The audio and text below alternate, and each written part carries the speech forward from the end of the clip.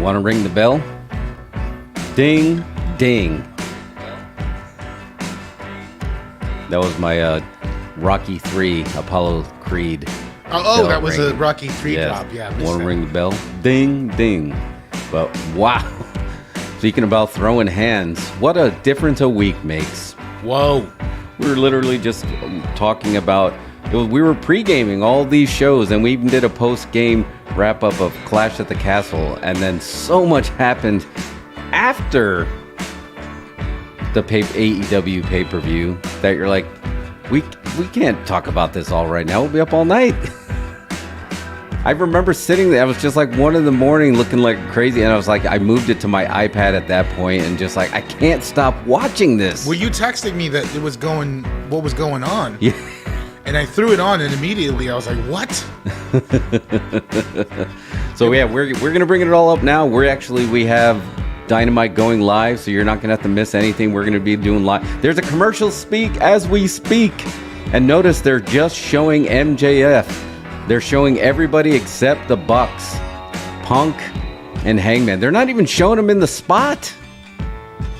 He probably got edited out of the intro, maybe. Yeah, Dynamite Live. Tonight wow. So, yeah, there's going to be a ton to talk about. But we just don't know if it's going to be firings or suspensions. You have the one bombshell. I'm going to let you drop it that came in from Sports Illustrated already. Oh, yeah. So, now? Yeah. Yeah, I don't want to take apparently your spot. Sports Illustrated is reporting that Omega and the Bucks have definitely been suspended. Wow. So the EVPs are going to be suspended. Yeah. There's 2 titles they can lose here. The new brand spanking new Trios title and then their EVP title. Which titles are they going to lose? It didn't say they were losing any titles per se, just that they're suspended. Oh, man. So, I imagine they could get suspended and come back and continue to defend the Trios titles, right? Yeah, and for Punk to... Oh, man. And on all of that, if Tony Khan wants to make bundles and bundles of cash, everybody's waiting for him to come out, but all they need to do... What's up, inner tubes? What they need to do is, as soon as Dynamite starts... And you let Max Caster make the announcement with a rap. Yeah, feed him a script, right? The AEW pay-per-view was upended. CM Punk and the Bucks, they're suspended. Oh, that's it right there. I don't know why I threw the O in there like I was Andrew Dice Clay, but there was. But man, that All Out... That has a whole all new meaning of All Out because they went all out. And it was just unreal to see that we were getting so much value because we paid for it. And I was about to say, I was like, man, did we get our money's worth? I'm hearing an echo. Where are you echoing from? Oh, I don't know. I'm muted here. Muted. Oh, I do hear that. All right, continue.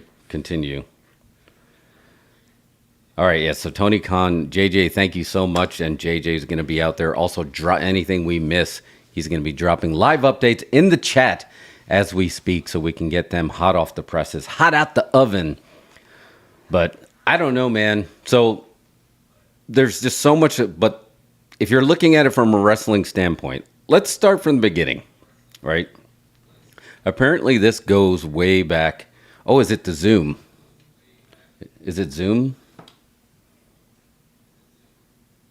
Keep talking. Oh, I'm sorry. I thought maybe it was Zoom that was doing that. Okay. But this goes way back to Adam Page going into business for himself on a promo, and it was pretty light. But the problem was it was light, but it was unplanned. And you don't go into business with yourself with someone like Punk, who admittedly in the scrum was talking about he's old, he's tired, he's cranky. You don't go into business for yourself. And then he retaliated. But there has to be so much more going on for it to blow up the way it did and stuff we didn't know. All over Colt Cabana. Like, who knew that basically the Big Bird of the Dark Order, because, you know, he was always the tall, happy, smiling guy that's walking in the back is going to cause all this.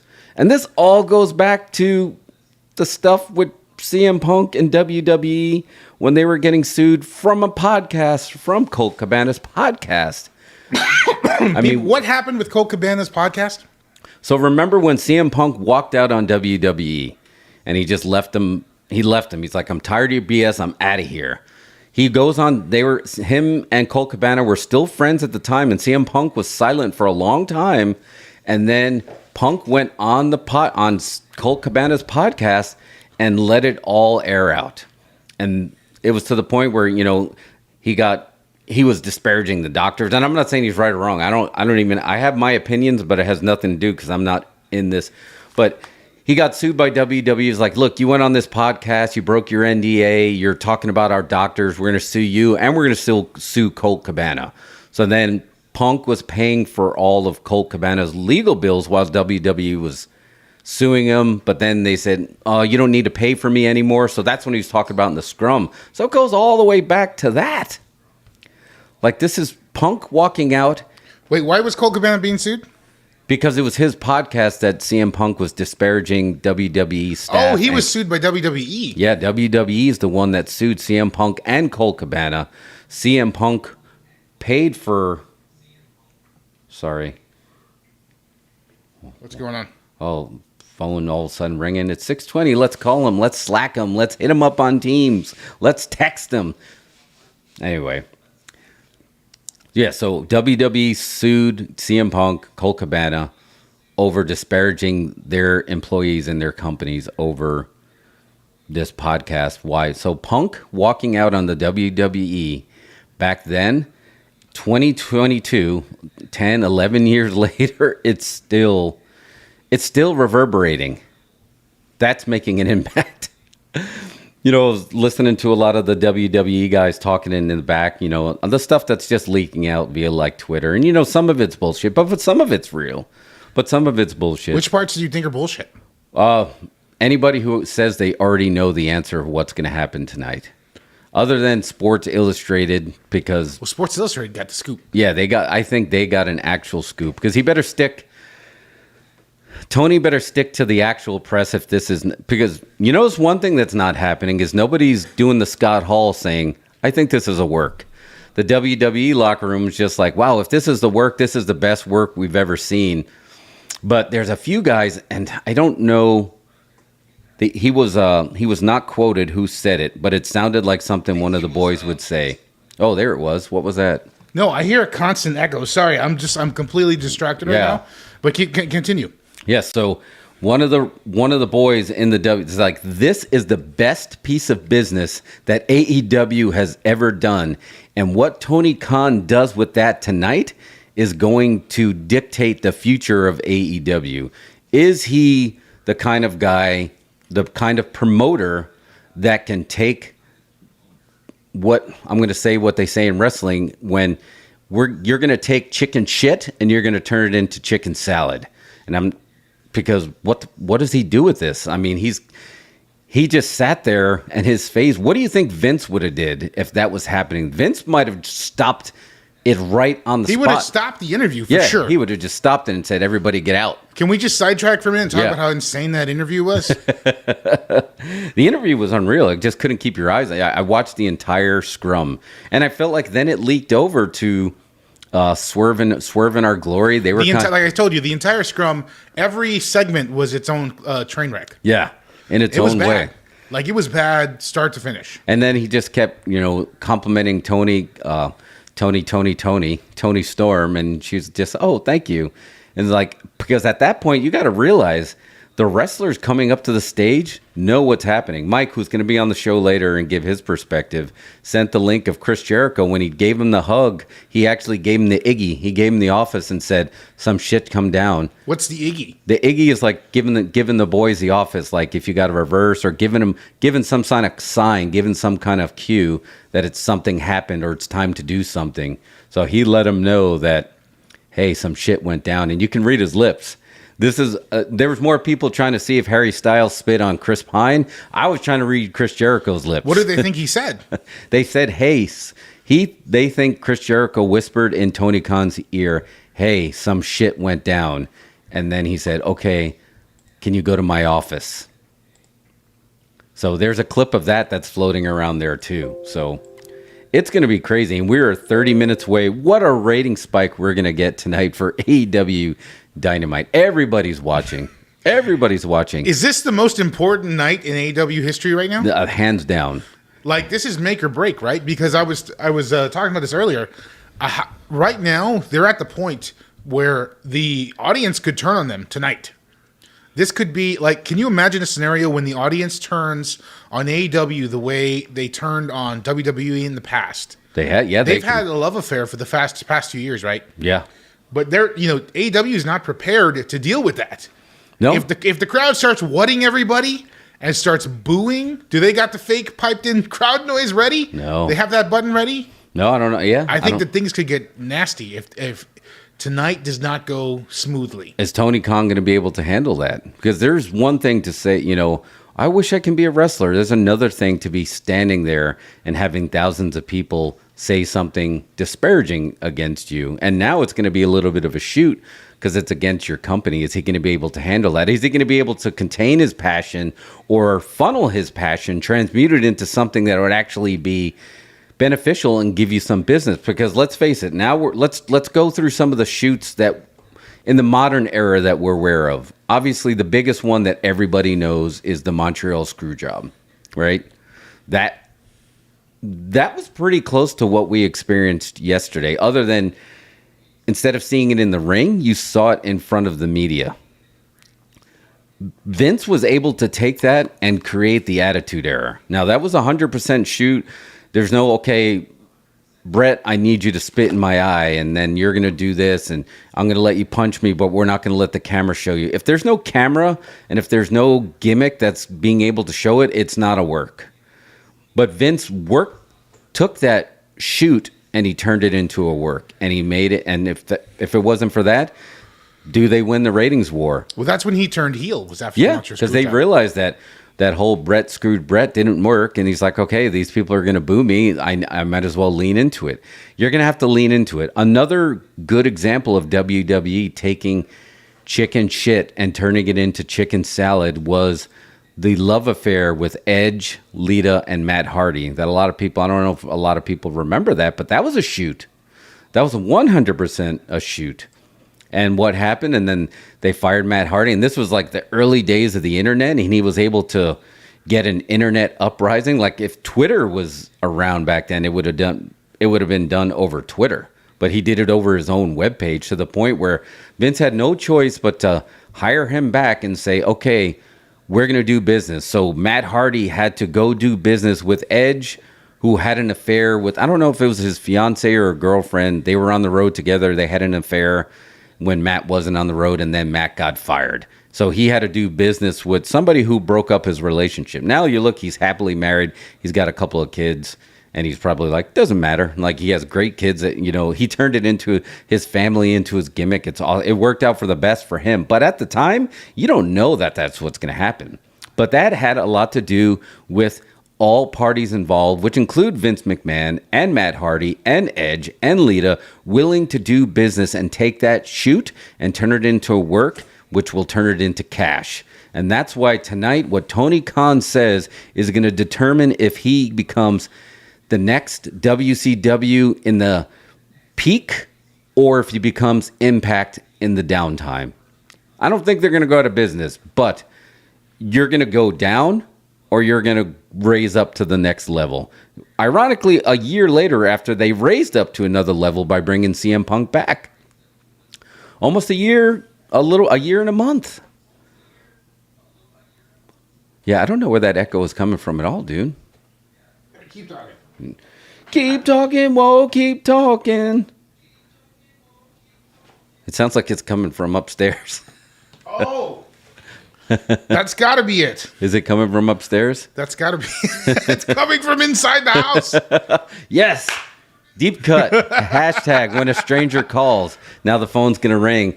Get out. He's in the house with you. You're going to open the door and Charles Durning's going to be standing there like, oh, sorry. And the kids, spoiler, Kids died in that. That was dark.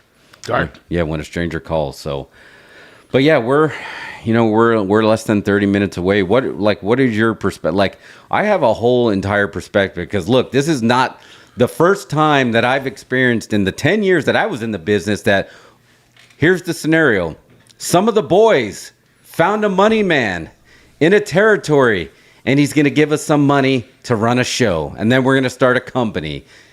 That's happened so many times. And then that promoter falls in love with the new wrestlers. Like, for example, like when that happened in East Texas, we're going to use the Houston guys. But then he starts falling in love with the Dallas guys. And then he starts bringing in some bigger names and like, oh, maybe I don't need these guys that built up my, territory. The Houston guys, I don't need them anymore. I got the Dallas guys. I got these guys that have some TV time, and they're going to raise up my company. So I'm not. That's basically exactly what's happening on a scale of millions and millions of dollars instead of hundreds of dollars. And instead of, we're talking 60 to 100 fans instead of, 10,000 fans, 15,000 fans they draw. This is the same shit that happens all the time. That's why wrestlers are the most paranoid people you're ever going to meet because the whole business is a work to the point where they don't even know what's real anymore. They don't even know what's real anymore. It's like, that's a work. And it's just like, how they don't even know what to do. So then when they find a money man that's going to give them money so they can run this company, they're going to get paranoid and they're going to get protective. And of course, they're only going to book their friends and they're not going to want to book somebody else that might know a little bit more or might have a little bit name notoriety. And then they're going to bring them in because then they might lose their money guy. And at the end, they're just like, I just want to work. I just want to make money to work. So it's a very paranoid bunch as it is. That's why if it's true, I'm not surprised because, CM Punk in that scrum, he says, if you have a problem with me, you come up to me. But then the rumor is, and again, this is only rumors, that Young Bucks were knocking on his door and he didn't answer the door and then they kicked the door down. That's a rumor that we heard, which... There's all kinds of info out there. We don't know if somebody that's true got or not. Bit, apparently, maybe Ace Steele's wife might have been in Oh danger. my God, I wanted to make... thought she was I in told danger. you I wanted to make the meme and I just wanted to add Kenny Omega as Forrest Gump. When Ace Steele bends down, he's like, something bit me. But dude, yeah, I don't know. But again, this is stuff, Jim Cornette is required listening because here it is. We said it in here before. Jim Cornette was right. He's right about 85% of the stuff. Up being right. Yeah, it's about 85%. Like now, granted, you can't go too old school. Like you can't, but he knows a way to control it. If I was Tony Khan, you can't hire Paul Heyman because he's under contract. He's the other one that knows how to take a shoot and turn it into a work, which will turn it into money. If I was Tony Khan, I would take that NDA that he made Jim Cornette sign. I would tear that sumbitch up and I would say, you're hired. Get me out of this mess. And he would get us out of this mess. And that Grand Slam that's coming to Arthur Ashe Stadium would be the biggest show AEW ever had. Calling it. That's what you do. Just hire him. That's solid. Just hire him. He definitely needs someone to come in with some wrestling knowledge. He's gotten to the point now. Tony Khan's having a very Michael Scott moment. He wanted to be everybody's buddy. Yeah. Now he can't be their boss anymore. No, it was pretty evident. And we don't know what's going on. We don't know what's going on in Punk's head. But in that presser, in the media scrum, you can't act that way in front of your boss. You know what I'm saying? No. That's not a thing you can do. Maybe Tony shouldn't be in that thing. He should not. Somebody said he should not be in the scrums, and that's probably true. Why is he in there? But if you talk like that in front of your boss about your fellow employees and your fellow bosses, yeah, you're done. You're done. You're done. Yeah, you can't tell your boss. It's just like, and he dropped an F-bomb in front of his boss. It's like, this isn't several F-bombs, like 10 F-bombs. Let's do this. Will be this isn't our social media update, but this is what I sent you. If you hit the close-up gimmick right there, doesn't that picture pretty much tell you the whole entire story? Oh my God. So look at Tony Khan's face, and you saw a few times that he was just swallowing and gulping. Because look, Tony Khan, obviously his father is a very successful businessman, right? He's a billionaire. and he's going to try to run these like a business. So he's going to run his football team like the Jags. He's going to run it like a business. He has all these businesses that he runs, but what he needs to do is he needs somebody who runs. This is the most, if business in this world is a highway, wrestling's the dirt road, and you need somebody to navigate. This looks like an episode of The Office. Like if they did a spin-off of The Office, but it's a wrestling company, and they do all the behind-the-scenes documentary footage. This looks. It was so strange with CM Punk there sitting there eating cake. Oh yeah, and he plugged the cake. He put Mimi's Bakery over. He did. I'm glad he did that. Yeah. That was all. But yeah, he's literally eating it, licking his fingers, telling Tony it's not your place to, correct them. It's not like he told his boss, is like, it's not your place to do this. And it's just like, wait, I thought this was this is my company. He's going to sound like Donald Sutherland in Animal House. This is my job.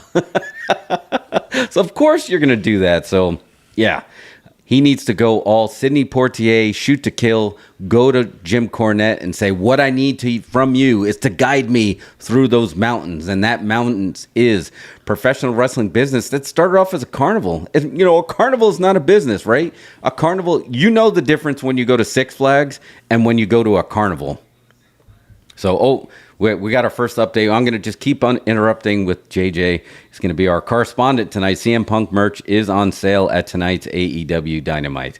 So that's our first drop. Thank you, JJ. Just drop them in as they come, and we'll keep firing them off because this, we're going to talk about Jaws, and we still might. So it depends on what the announcement is, but this is going to dominate the conversation because this is what everybody's talking about. This is going to become mainstream soon because this is mainstream. It's in Sports Illustrated. Yeah.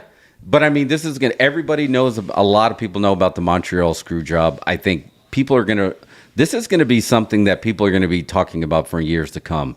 The Scrum Ride from Hell, whatever it is, didn't you call it the Scrum Ride from Hell? What was the name you gave it? I was like, we got to trademark that name. You called it the Media Scrum from Hell. The Media Scrum from Hell. So did several other, somebody did some edits on YouTube or on Twitter where they edited in Dark Side of the Ring titles. Yeah. But it truly is. I mean, we laugh, but that is going to become a Dark Side of the Ring. There's no doubt because we don't know what happened other than he got knocked out with a chair, not a working. We don't know that happened. I mean, that's still a rumor, right? Right. Yeah. So the rumor is, so we're just going to announcing what happened is punches were thrown, a chair was thrown, and something bit me. And now another thing, which is pretty terrifying to think of what kind of state of mind CM Punk may have been in, is his dog was in there, and so was Ace Steele's wife. So now you got his dog, which is, he puts his dog over. His dog is his life. He was already at the point where he was cursing out his coworkers on camera while eating cake. Yeah. On live with his boss right next to him. Yeah, so he was already he was already done, fragile. Bro. He was Office Space at that point. Yeah, no, he was, and it just makes you wonder. Like he loves the wrestling business and he came back for it, but there's parts of it. Look, and I'm going to tell you this, and this from me. I have a lot of because I too have a toxic ex named professional wrestling. You love her and you hate her, and she just keeps coming back, and then some time passes and you're like, maybe it's okay, and then you go, and then something like this happens and you're like, you bitch, I knew you were going to do this to me again. That's why I told you sometimes when I go to a live show, I can't go to every live show, and sometimes I got to walk away, and sometimes it depends on where I'm sitting because I need space, because even just being close, because you can't even describe the smell of the canvas brings something out of me. I can smell the tape that's going around the rope. I can smell the apron, and it's just like it's a bookmark in time, and it brings you back, and you have great memories and you have horrible memories. Mm-hmm. So it makes it really difficult. So he went through that. I totally understand. Friend of the show, Randall Reeder, put it best. There is no retirement plan for professional wrestling. We need a 12-step program to get you out. And we're watching that happen with somebody who ironically is straight edge, that he went back in, and maybe he went in too deep, too fast, too much. maybe he should have been part-time, but you can tell he was having a great time and he was loving it. But then all it took was a few of the boys around him, and it brought out that toxic side. Oh, we still hear the upstairs echo? Well, yeah, I have to go upstairs to okay. cancel that echo.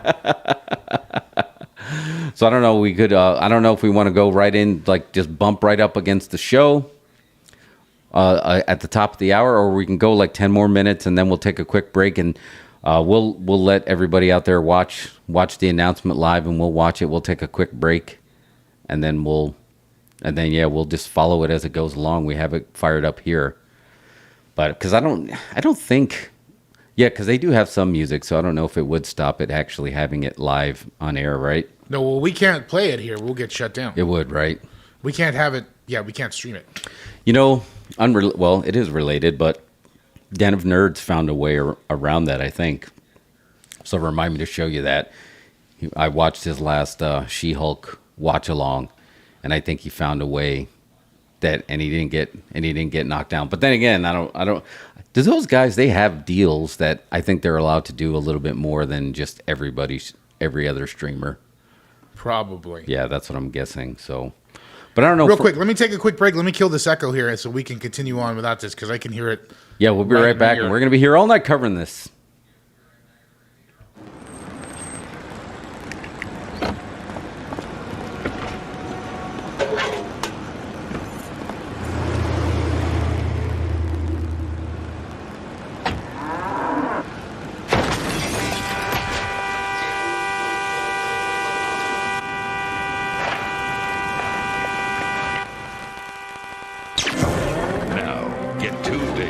On all new releases at Rogers Video. Hi, Video Sam's got exciting news for you. You can now rent a video overnight and hire these great movies from only 99 cents. But the best news is that by purchasing our special package plan, you can have this VCR absolutely free. Ring now, 892-3311 for details of this amazing offer. You could have a video at home tonight. Remember, 892-3311. Video Sam's libraries are convenient to you. Movie tonight on video. Movie tonight on video. You can rent a video player, too. There's a store near you, sweetheart. Movie tonight on video. They're helpful and friendly with films for the whole family. Movie tonight on video. Movie tonight on video.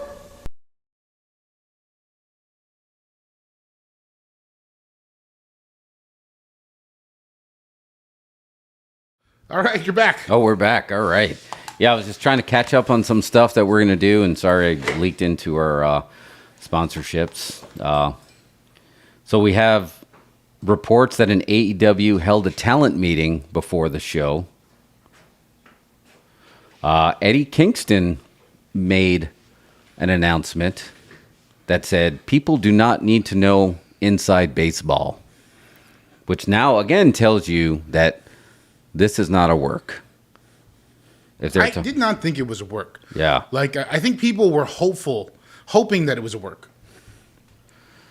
Here's another scoop that we're getting here. AEW Legal held I'm sorry. I misread that. The head of legal for AEW reportedly saw the AEW post All Out brawl. So their legal department may have seen the fight. That's trouble for whoever. Legal was hanging out in the locker room? Yeah.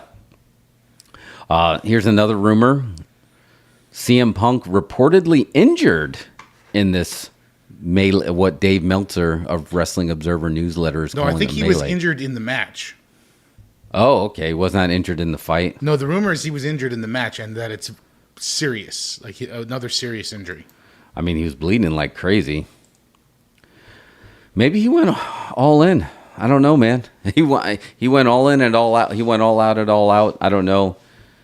But this is, yeah, you got to keep legal out of the locker room, guys. Exactly. Never do this stuff in front of the lawyers. I think. What do you think? Like, I hate to theorize, but what do you think Tony Khan's going to announce tonight? We might as well get into it because that's in 10 minutes. Let's make our predictions here. What's going to happen? Well, I think it's a lock that it's suspensions across the board is the minimum. Suspensions with fine, and not wrestling worked suspensions, actual suspensions, maybe without pay, or maybe I don't know, because now you're talking about officers of the company, EVPs. I mean, trust me, I've worked at a lot of companies that I'd love to have fight some of the executives, but you can't do it. And even in pro wrestling, that you got to remember, you can't do that. Like the match is over and you're in the locker room. Now you're an officer of the company. You're not one of the boys. And that's the problem that Jim Cornette brought up. When you make the wrestler, you give the wrestler the pencil, right? You make him the booker, even if it's for free. Sometimes absolute power corrupts absolutely. So you can't do that. So I think suspensions across the board. There is a chance that the EVP, their titles, they get stripped of their titles. Not just the trios titles, but their actual executive vice president titles. I think they get stripped of that because now they're a liability to the company at a time that they're trying to negotiate with Warner Brother and Discovery for more TV time. What an awful time for this all to happen, right? Oh, yeah. Warner Brothers, I got to show you this thread that was on pull it up. Twitter. No, I can't show it to you right now. I'm not going to, Okay. not now. But I got to show you this thread later. It's talking all about how these studios are all sort of about to collapse right now. All the movie studios are on the verge of collapse, and Warner Brothers Discovery is one of them, and they are trimming the fat hard, everything they can. So this now they own the Dynamite contract, so this happens at the absolute worst possible time. That's brutal. And you know that they all saw it. It's on Sports Illustrated. That's bad press. Yeah. This could not have happened at a worse time. No, this is a terrible time for this to happen. I still think the only one that gets fired is Ace Steele. Now, Punk he's in the toughest spot for me personally. I think because I think the Bucks could get fired and they would survive. They would just end up in Japan. You know, Kenny Omega or Adam Page, all of them could get fired and they would survive. There would be no problems. CM Punk is a different story. So CM Punk now, he's put in the position where they're gonna make him possibly perform some kind of public apology and apologize for something that he doesn't think he's wrong on. And it maybe, again, and I say that not knowing. So does he walk out on a company again? You think they'll make him do a public apology? Really? Oh, yeah. I think they're all going to have to publicly apologize to come back. Like, I don't know. Is that a thing? Yeah. Vince punished you all the time. Vince was a big punisher. Like, if you ever you don't remember Ultimate Warrior and Triple H getting squashed at WrestleMania and Ultimate Warrior kicking out of his finish and people are so confused? It was punished. Again, for another... Can Tony Khan do that, though? Can Tony Khan punish these gentlemen? Yeah. Can he punish them? Don't you think that's the big question here? Well, of course, he has the benefit of all kinds of lawyers that can step in and say, well, if you don't apologize, then you've got all this kind of liability. But I don't. It's the problem that we've been talking about that's apparent now is Tony Khan is he's a fan. Right? Yeah. He's a fan. He was talking about his ECW show that he went to when he saw Chris Jericho. So I don't know, man. So JJ said AEW can survive without Punk, but not the Elite. Yeah. Well, and I do agree with that, but and the only thing I would say that he can survive without Punk, but they can't get to the levels that they need to with just the Elite. So they absolutely can survive and stay at that Impact. And I when I say that Impact level, I don't mean in a disparaging way towards Impact. I think Impact is doing the best business they've ever done. But I'm talking about when Impact tried to go up against Monday Night Raw and got squashed because they weren't ready for that next level. And they plateaued. So I just think to get to that next level, they need somebody like CM Punk. And ironically, they needed someone like Bryan Danielson. And if they would, things could have been different. But maybe it's in Bryan's contract that he didn't want the belt, because he could carry the company. You need somebody that can carry the company. Adam Page carried the belt, but Adam Page did not carry the company, and that's the hot take. Everyone wanted him to win. He was the sentimental favorite to take that title, but he wasn't carrying the title. I mean, he wasn't carrying known the company enough to carry the company. Chris That's really all. He has a lot of what it takes, but he's not known enough. Yeah, Chris Jericho carried the company. Moxley carried the company. These are name guys. These are the guys that would elevate you. Bryan can carry it. CM Punk can carry it. Here's a hot take. Britt Baker carried it. She was definitely one. And now the way that Thunder Rosa was misused, which I'd love to get what she's thinking about this, because now, she was misused. I'm just going to say it. She was misused like a lot of the people there were misused. She should have been female Ultimate Warrior. To the point with who would you want to see right now if they're up the street, let's go buy tickets. Would you want to see Jade Cargill or would you want to see Toni Storm? Jade Cargill. Yeah, hands down. She's now the top champion there because they devalued the belt because they misused Thunder Rosa. By no fault of her own. She's great. She was so over that how did that happen? Because with Britt Baker, she was doing it. And here's now the same thing. If they were running a show right down the street and the main event was going to be CM Punk or Young Bucks, would you go for Punk or would you go for the Bucks? I mean, yeah, of course, Punk. You go for Punk, and that's what you need.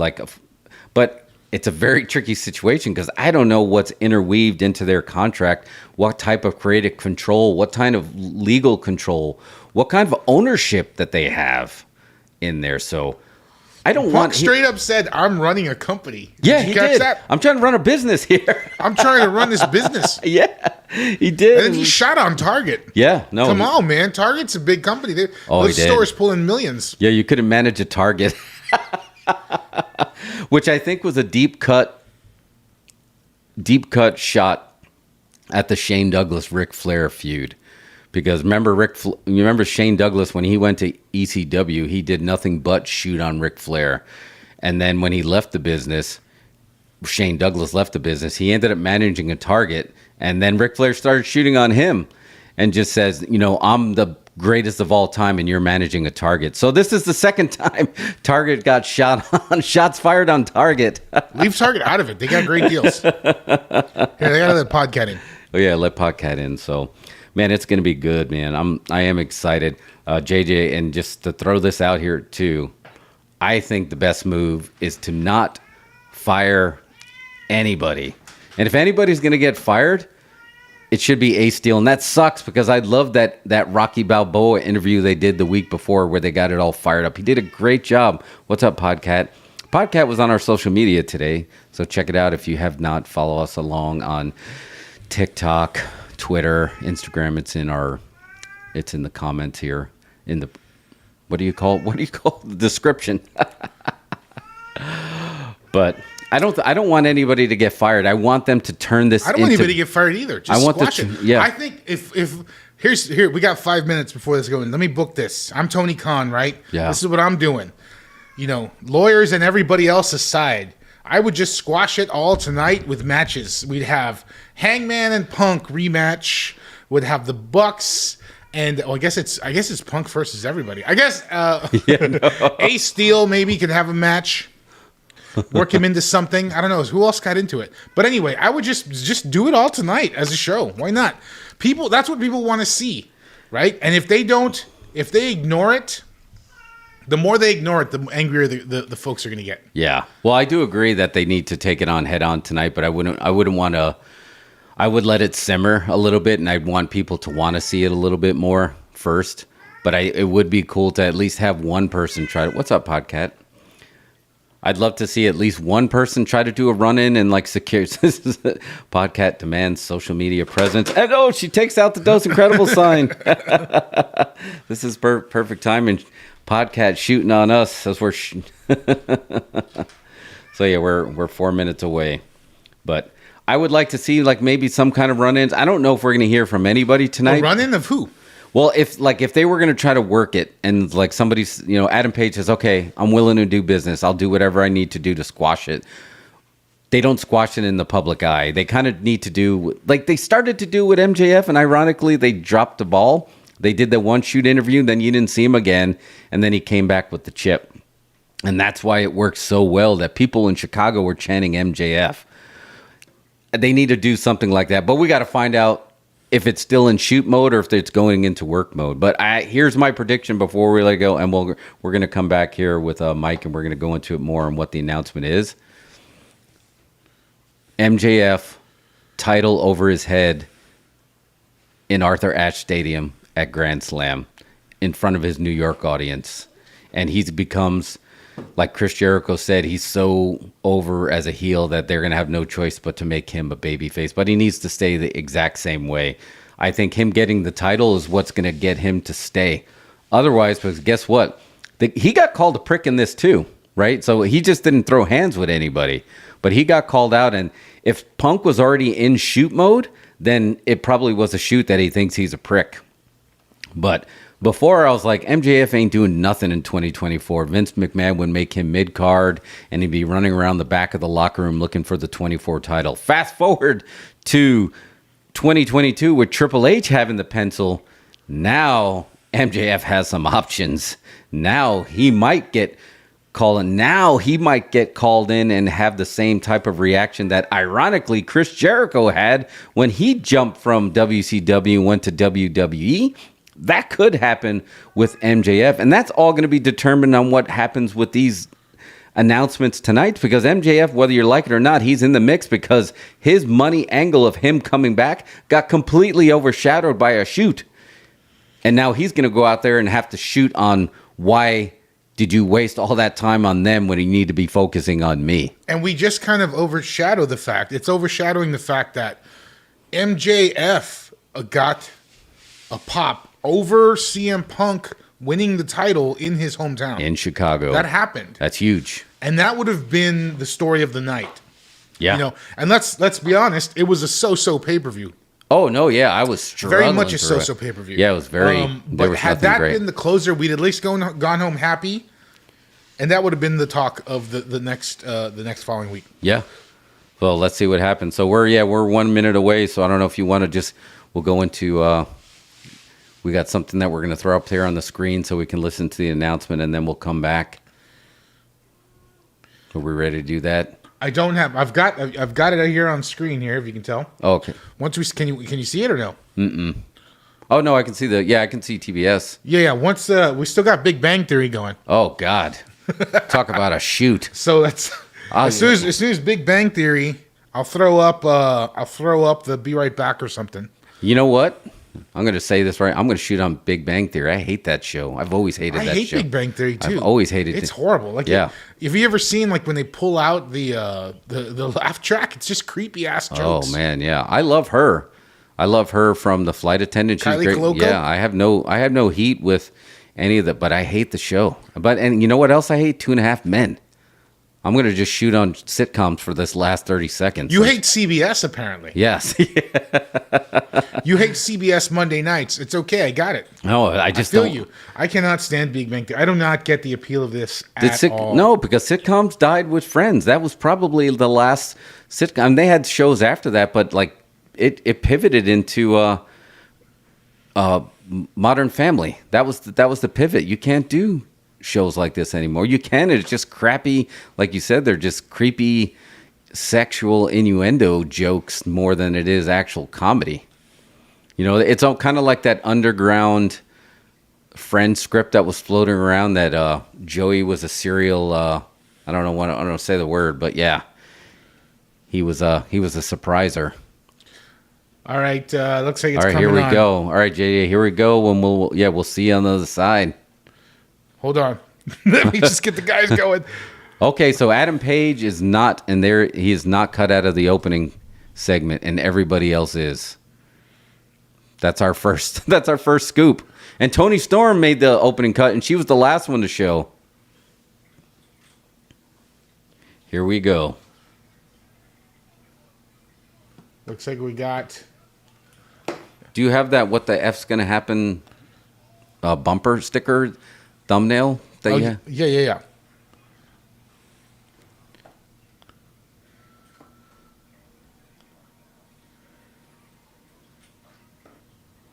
Hold on, we're still on. Oh, I was gonna say. All right, we'll be right back. Yeah, now it looks like I'm wearing a colonel's hat because I have my headphones on my.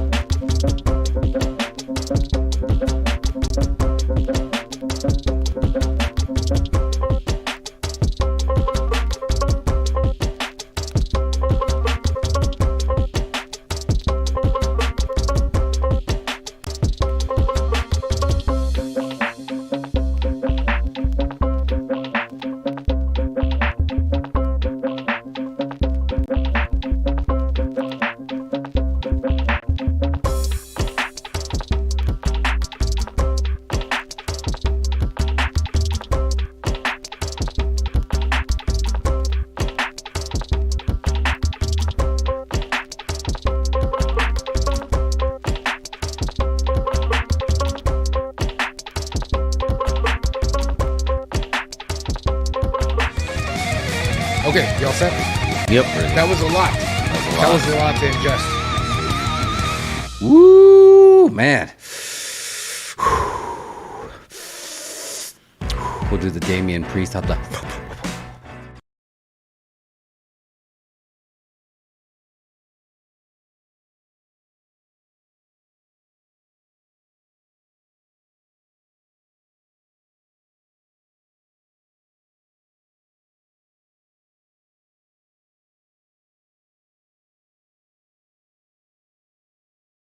All the titles, the World Championship and the trios have been stripped. Start over. The audio was out. Now start over again. All right, now we're back. Oh, we're back. Sorry, I didn't do the test. Wait, does that mean you didn't hear my? We did. Yeah, it was just start over. Okay. From Yeah, start from there. the Damian Priest selling the nut shot. So, what did I do there? Okay, sorry. So yeah, TLDR. No mention of CM Punk by name. No mention of the Young Bucks by name. No mention of Kenny Omega by name. Pre-tape from Tony Khan telling you that the trios titles and the World Heavyweight Championship have all been vacated. The trios title is going to be decided as we speak, with fan favorites, Best Friends coming to the ring with Danhausen against Death Triangle. So I think... And then there's going to be a World Heavyweight Championship tournament leading up to a new champion at Grand Slam. So that worked out perfect that they got a big show 2 weeks from now. And that stadium will be packing. And everyone, now they basically have MJF, who came out and he did a very soft... Well, first he came out like a fan favorite and trying to see, I'm going to get these people to boo me. And I don't think it worked. No. They were trying to cheer him, and then like maybe he's a baby face, but then even when he turned on him, that trick is not working anymore. No, the crowd is going to turn him into a baby face. Yeah, he has no choice, so he can try to do that. And then Mox came out and delivered a very passionate interview. So the people in the World Heavyweight Championship tournament is Mox and Chris Jericho are getting buys, so they'll be in the second round. And then you got Adam Page and Bryan Danielson tonight. And who were the other ones that were mentioned in there?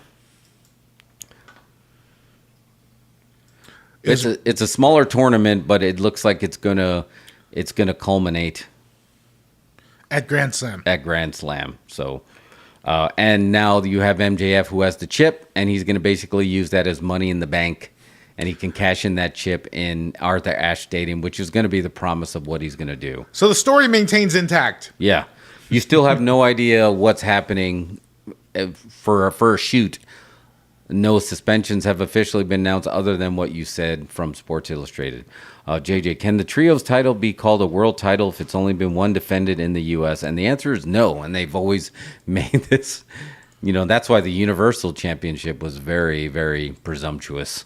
It looks like you should not have gone with that. So I think so. My first gut reaction is, they kept it very light.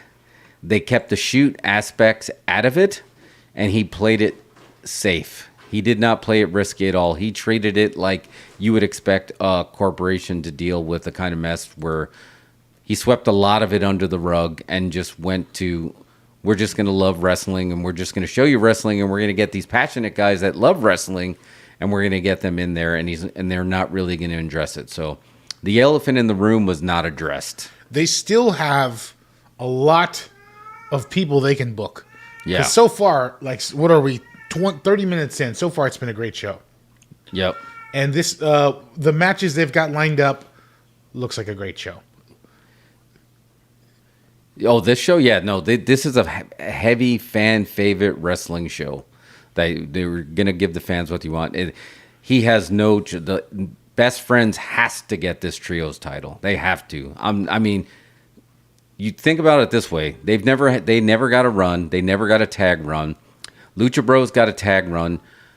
Pac has that All Atlantic title, and the Best Friends were some of the heroes that Moxley were talking about during the pandemic. He were the heroes. They were the one. I love that shirt with the Best Friends and the mom and the van. They got to give the titles Orange to the Best Cassidy Friends. with the belt is a great idea. Yeah, Yeah, I think so. Give Orange Cassidy a belt. Yeah, I don't think. Sorry. Put that down. They're going to get the trios belt, and that's what's going to make some of the fans happy here in Buffalo. And these guys are going to pour their heart into it. I just wish, again, I'm going to go back and I'm going to put that hat on. If this was Vince, I think Tony Khan leaned out from it, and he didn't really lean into it. He leaned into it from a storyline aspect, but he didn't lean into it from the biggest piece of business that the company has ever performed. Now, granted, because for a shoot, he's suspending these guys. So there's only so much he can do by leaning into it. But he's hedging his bets, and he's not announcing anybody has been fired, but it's clearly a shoot suspension where he pulled them out of the beginning intro. That's big, especially for the Bucks and Omega, right? I mean, they had to pull that edit up real fast. Does that mean they could all possibly be gone? I don't know. I mean, it depends how fast that. I mean, you've done edits. Like, I guess, do you just keep that file on there and just throw a couple of different people in there, and then you can throw them back in? I mean, yeah, it's not that easy it's pretty easy to do that edit, but I'm just saying, the fact that he would pull them out, does that mean there's potentially a possibility that, because you said pending investigation? Yeah. Could it work out where they're all gone? Wait, did I miss a part? He said pending investigation? I thought you said pending investigation. Maybe I read that on Twitter. Oh, I would like. I would like for him to do that. Yeah, we're talking to people over text about it too, and I'm going to read it out. So Jason, shout out to you, Jason. He's like, he should have kept the ruse going a little bit more, and I like how they counted WWE titles. Jason's a huge MJF fan, and I think he should have kept I think he should have had the fans wondering if he's going to stay as a babyface. I would have liked that. He's like, no, Mox, I've really changed. And Mox like, nah, BS, I don't believe you. He's like, no, Mox, this is it. I want to run this company. And the whole time you're waiting for that shoe to drop, right? This is the Quentin Tarantino, the people hiding under the table. He should have kept that ruse going. So that's a really good call. The reaction is strong. Twitter loves it. Wrestling Twitter loves the opening of Dynamite so far. Yeah. Well, it's very safe. Like, they're not. I don't think this is going to keep them at the same level. They're not going to be able to turn this yet. And I say yet. They're not going to turn it into a money angle yet. Maybe it's going to be a money angle when they come back, if they can do business. But for considering what he did at the with no notice, 2 days, last second, he did the best that he could do. So, that would be my only note. I mean, if I was booking it, I would just say I would have made people wonder about MJF a little bit more. I would have had MJF lean into, I am the good guy. I told you this other guy, I'm not going to say his name, but I told you he's the bad guy, and I'm the good guy, and I'm going to lead this company. I love Buffalo. It's New York. It's technically new. I think he should have just played that up a little bit more, but they gave it more to Mox. And Mox came out, and that was not scripted. Mox just said what Mox says, and everything he said was a shoot. That was not scripted. He said I was supposed to be on vacation. That was his way of saying this was not planned, and I'm here, and he could carry it. So again, it diffused. That's the only thing. It diffused the tension of what people wondering what's going to happen. But my question to you, is that a good thing or a bad thing? Because right now, if you just turned this on and you didn't watch All Out, this is business as usual. I think that's fine. You don't think that's a good idea? Well, I mean, it's business as usual. It's not elevating it to anything, right? It's just going to keep it where it is. I suppose that's true. Yeah. But, I mean, how would you book it? What do you think would be I would have said I would have leaned into MJF starting to go into business a little bit for himself in a very controlled manner to make you really wonder, what kind of heat he really did have with Punk. But I think Tony Khan is playing it not the wrestling way. He's playing it more this is how a corporation would handle it. So we'll pack up your desk for you and then ship it to your house. Yeah. So no need to grab your stuff. Yeah. But I do like that. I think it is starting off strong that, giving this trios title, and they're going to give it to the fan favorites here. And you got Danhausen out there. So he is doing one thing, and that is one thing that Tony Khan does do, And sometimes people will say to his fault that he cares what the fans think. Vince doesn't care what the fans think. And Well, he said it in that pre-taped message that MJF played before his intro last time on All Out. Yeah. We didn't even talk about that. So much has happened. Yeah. So I did. That's the only thing I would have just I would have kept a little bit of the tension there. Like he completely did a great, he diffused it completely. But now there's no, this would have been a huge rating spike for everybody who tuned in just to see what happens. What about them? I think, you mean the folks that tuned in to see what was going to happen? I think they're going to get a great wrestling show. It looks like it so far. If they stuck around. If you're a newbie, I don't know why you wouldn't. This is a good match. They're deciding the trios right after Mox's promo. But again, that's what I mean. It's just it's business as usual. Like there's no, he didn't find a way to keep them there for sure. People would have been like, oh shit, I wanted to see what happened with CM Punk. Click. That's all I'm saying. And because and this is, we've always talked about this in wrestling, back in wrestling. There's a subset of fans that you're always going to have, no matter. Oh, I got to keep checking because I was getting work messages and we'd have to keep looking for Mike. I guess you'll see him jump on, huh? I'll see him when he jumps into the call cool. there. But there's always going to be a subset of fans that you're always going to win. You're always going to have them. They're always going to be there. And even when it's bad, even if they're complaining, they're never going to change the station. There was a chance tonight to win some other fans that were not watching this and will not watch it. But this was a chance to kind of maybe win them back. That's all I'm saying. Oh, you don't think he did that? No. I think he completely diffused the situation. He did. Well, now there's legal ramifications, so lawyers are looking at it. So maybe his best laid plan was to just diffuse it. Yeah, and that might be, and exactly. And I'm thinking it from like an old school wrestling mind more than you're thinking of it from like the legal ramifications of it, right? Because could there have been assault charges? So can you talk about in pro wrestling assault charges in basically a simulated combat sports? Can you talk about it? Would that set a nasty precedent? So I'm not saying what he did was wrong, but he definitely played it safe, and he did what he needed to do, which may have been the plan. But if you're a fan of AEW, like right now, you're happy. You're happy if they do the right thing now and best friends go over, you're going to be completely happy. Yeah, I think so. I just don't know about the fans that were not fans of AEW. How are they going to feel right now? Don't know. I mean, I suppose, but I feel like those people would have only tuned in to see what was going to happen. So I don't think they were going to stick around either way. Yeah, I mean, because again, we were talking about this on the pre-show, what happened with Vince McMahon and the screw job. That was also a pre-tape interview, and like JJ said, he wanted to see Punk screwed Punk. Vince, that was his way of leaning into it, of Brett screwed Brett.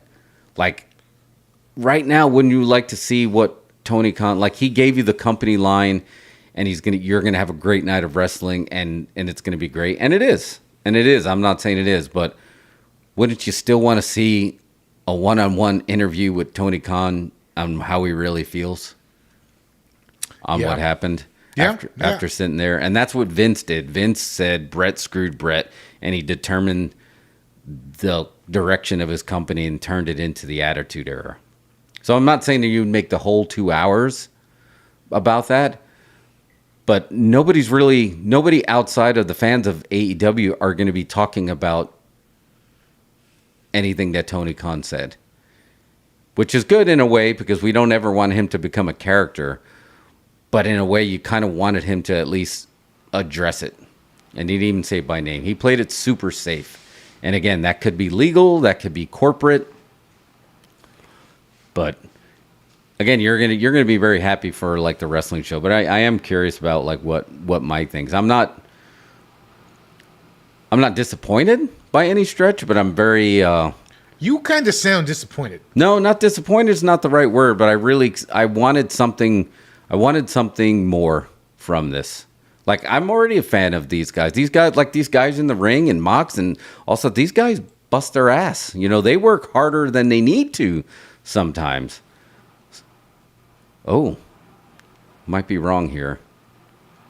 Oh, yeah. Yeah. Okay. Now I'm so Death Triangle now has the trios belt. No belt for Orange Cassidy. Yeah. Okay. I'm a little now I ticked a little bit towards disappointed. Oh man. Yeah, that's a bummer. Why would you do that? Okay. And again, this goes back to what we were talking about, that he needs to hire a wrestling mind. Like you have Danhausen out there who you can say in a way that they've kind of squandered his goodwill on how over he was before he got here. Has he even had a match? He's had a couple. Yeah, he's had a couple. But I mean, they pretty much squash him when he's in there. They make him more of a manager, which is fine. But and now they're showing Dark Order.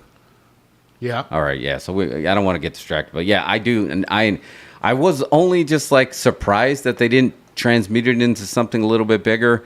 But now seeing that they didn't give Best Friends, who were the pillars during a very tough time in the company, and they didn't give them the belts, it's just.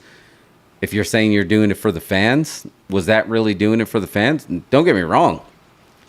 You know, Lucha Brothers are great. Pac is great. They've had their run, but Best Friends have been there this whole time, and they just did. This was your opportunity to give them something. Can you? And they just. I thought they were going to do it too. They gave them a new outfit. They were in the tie dye, like they gave them some color. I was like, okay. Everyone was worried that Orange was losing a little bit of steam. This would have gave them more steam. Why do that? Why give the belts, the trios belts? I mean, obviously, Lucha Bros are pretty big. Yeah. But why do that?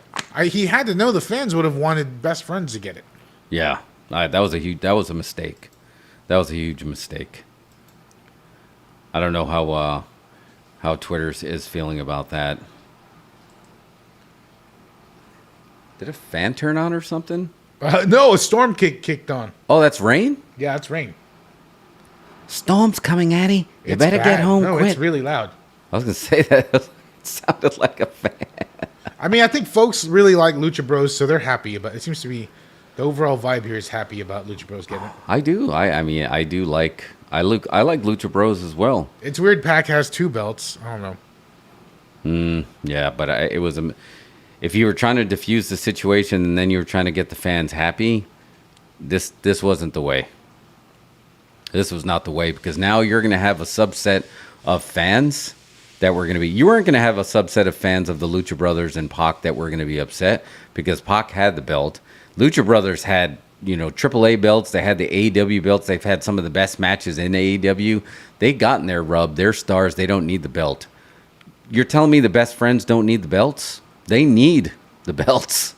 They need a rub. But is it a matter of the fact that, I mean, the Young Bucks had the trios belts for a couple of hours? Yeah. So the belts themselves are not even over. So you need someone to be the initial champ.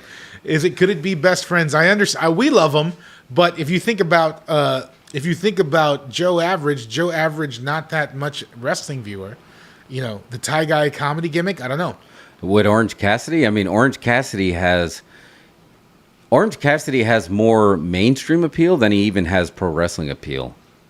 And he could have been the guy that actually elevated the belt by giving it a whatever, but he just did something for his friends. So I don't think I think Best Friends was the way to go there, because if your goal was to make the fans a little bit happy, and in a very situation right now that could be very divisive with the Bucks on one side and Punk's camp on the other, you leaned into, and now you're taking the risk that you just alienated a bunch of people that are wanting desperately to see. And they just made this mistake on the weekend. They just made this mistake that we never even got a chance to talk about, like that they clearly should have called the audible and gave the Acclaim the belt. That would have changed the whole night, and people would have the scrum would have still changed everything, but they would have been happy that, and we'll find out when Acclaim comes out and they get the monster pop. Like they should have called the audible. Like the fan favorites, like you said, sometimes they wait a little bit too long on giving these giving the guys the belts, and they're not real. I don't know. I don't unless the only thing I can think of, and I'll go back to reference what JJ was talking about. If they're looking to take those trios belts and defend them outside the country, then maybe it's just like, because right, you can go to AAA and they're going to defend the titles down there. They're going to defend it. So if that's what your plan is with the belt, then I guess you're going to give it to Death Triangle before you give it to Pac. Before you give it to Best Friends. That could be it, though. That might be why. Man, that rain is super loud. Yeah, it's bad.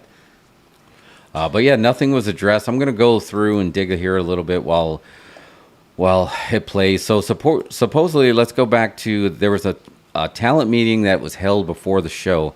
But listen to this. This is really interesting.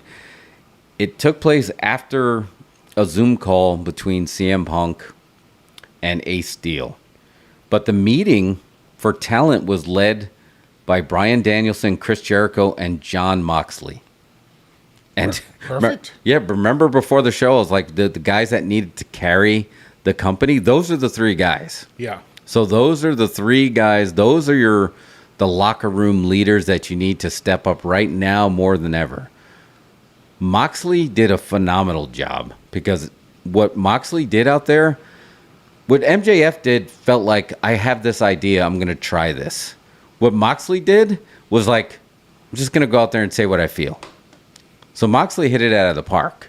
And if that's the passion, and I guarantee you that's probably the same interview he gave in the back to the boys. Yeah. And when I say the boys, that doesn't include the women. That's the wrestling the boys, which is the women as well. Chris Jericho already alluded to that, because remember, the fight already happened when Jericho came out of Scrum, so he already knew it happened. And that's why if you go back and listen to what he said, there was a lot of hints in there. And he talked about, you guys are going to ruin, you don't need to ruin something special that we built here. So I love the idea of him raising up. And Brian, I'm kind of curious, because he was at the top, and he came in here and he didn't move to the top. Like he didn't get the main belt, but he gets a reaction. In a way, Bryan Danielson diffused himself. Like he took a lot of his shine that he had, and he kind of took it off a little bit, because oh wow. So like he legitimately wants to just like, I just want to wrestle. So maybe he does, but so seeing that he's the locker room leader, I think it would be great. But I mean, this guy, Bryan Danielson, he sat at the learning tree of a lot of great minds. So, and a lot of stuff Punk said in that scrum were not wrong. He's like, you got all these great minds in here. You can't be saying stuff like, I'm not going to take your advice. So these veterans raising up, that's great. That's great. So I love the idea that this meeting took place. Another scoop that came out was Jericho received a lot of praise for how he handled the media scrum. And Jericho kind of gets heat, right? Because a lot of stuff, his personal stuff kind of leaks out there. But you can't mix that with how he handles his pro wrestling business. And you can't deny what he's done in this wrestling business. So I like the idea that he's going to kind of raise up. Because the whole time during the dark times of the Pandy, he was in there, man. He was in there with nobody and just trying to come up with stuff to do. He was. So I like the idea of him raising the... So another scoop that's coming out is that the idea that they had a very productive meeting with CM Punk in Chicago that is leading people to believe that not even Ace Steele is going to be fired, which I thought he was the lock to get fired, because he's the one that, with the assault with the deadly weapon, I guess with the chair, right, that knocked somebody out. Have they confirmed if Punk is suspended? No, because I think SI just said that Omega and the Bucks are suspended. No, here's the list that SI released of the suspensions include Kenny Omega, the Young Bucks, and this is when it gets crazy, Pat Buck, Christopher Daniels, Michael Nawazawa, and Brandon Cutler. How many people were in that locker room? I don't know. Was that like a riot? Somebody said we need to get Brandon Cutler's footage. Who's ours from? Yeah. So JJ said, if Ace isn't gone, there's going to be some problems. Punk had to vacate the title because of his injury. His injury's pretty serious, apparently. So the vacating might not have anything to do with the altercation. Yeah, but they still didn't mention him by name. They didn't. No, and they pulled him out of the beginning stinger too. Oh, he wasn't in it? No, he wasn't in it either. Yeah, JJ thinks there's going to be problems if Steele's not let go. But he says while that Punk and Steele are not yet listed as suspended, the report had noted they'd either be suspended or be out of AEW by the end of the day. But they had the meeting yesterday. It was said to be constructive.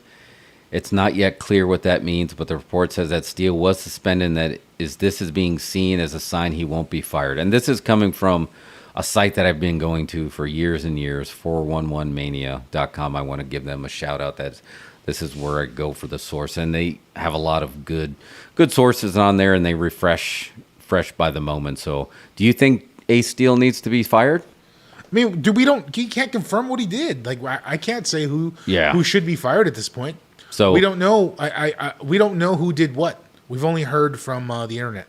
Right. So what? So, devil's advocate, if he did throw the chair in pro wrestling, a pro wrestler threw a chair in a fight, does that set a bad precedent that you're fired? I think if you've thrown a chair, you're probably in the wrong.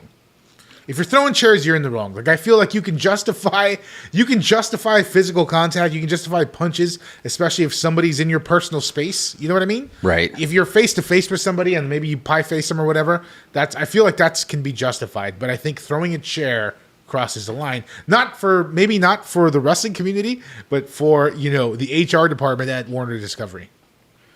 Yeah. Oh, sorry. I was just checking in with Mike.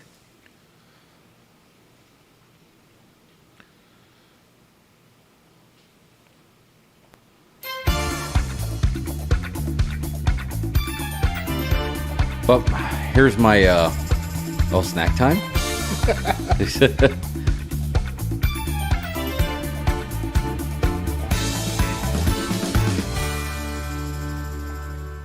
Do we have a snack? Well, you actually had a great snack. Yeah, those peanuts are really good. Those peanuts are really good. So the chile lime, good stuff. Brandon Cutler got worked into a shoot. What'd Mike say? Is he hopping on? That's why I just texted him. So we'll see. See if he's ready to hop on. But I think it is, you're absolutely right. It's a very weird time for something like this to happen, because the last time a major shoot kind of happened like this, the company still wasn't public. These companies weren't public yet. This is the first time that a company is public and there's kind of something. This is a public company? Are you sure? Well, no. I guess Warner Discovery. Right. They're an entity of a public company, or they're under, at least the TV contract is. So they do have to beholden themselves to their TV and their sponsors. But it sets a pretty dangerous precedent, because if you go into a courtroom and these two professional wrestlers, there was a fight in the locker room behind the scenes and they were throwing punches and somebody threw a chair and somebody was biting, and they're like, okay, you just described 90% of a lot of the behind the scenes fights and in the ring. So how do you sell a jury in this? No, this was not a work chair shot. This was a real chair shot. How do you sell them? Knocked out by the chair. Yeah, he got knocked out by a chair, and they're like, so we saw that happen on pay-per-view with Mankind and The Rock. He hit him 12 times, exposed with his hands behind his back, and he walloped him with a chair. What makes this one different? So it gets really tough. That it sets a weird precedent, like if there's going to be any kind of legal ramifications with this, and even biting. They're like, oh yeah, you can have someone on juries like, I remember biting, Abdullah the Butcher was my favorite wrestler. He bit everybody. What? Yeah, no, Yeah. But he wasn't really biting. No, he was. I saw the blood. Was the blood fake? No, the blood was real. He really drank the blood. Yeah. So this blood was real. Yeah. But he really bit him? No, he didn't really bite him, but he really bit him. There needs to be legal counsel that specializes in pro wrestling, right? Yeah, we need the She-Hulk of pro wrestling. We're going to specialize in simulated combat, so because you're coming from where everybody's like 90% think everything's a work. Here's my pitch. Iron Sheik goes to law school. becomes a public defender specializing in pro wrestling legal cases. What do you think? I love it. You can get Sheiky Baby to do it. It might have to do oh shit. Oh, we got a big scoop that just happened. What happened? Max Caster did not get to do his rap. Swerve interrupted him. Heel move. So Smart. Very smart. instantly now, Swerve and Glory are now heels. They have to be. They have to. Yeah. They were getting booed. Yeah. Well, What can you do? Because it was a mistake. And they also had that shoot interview where Swerve kind of came off kind of dickish. Yeah.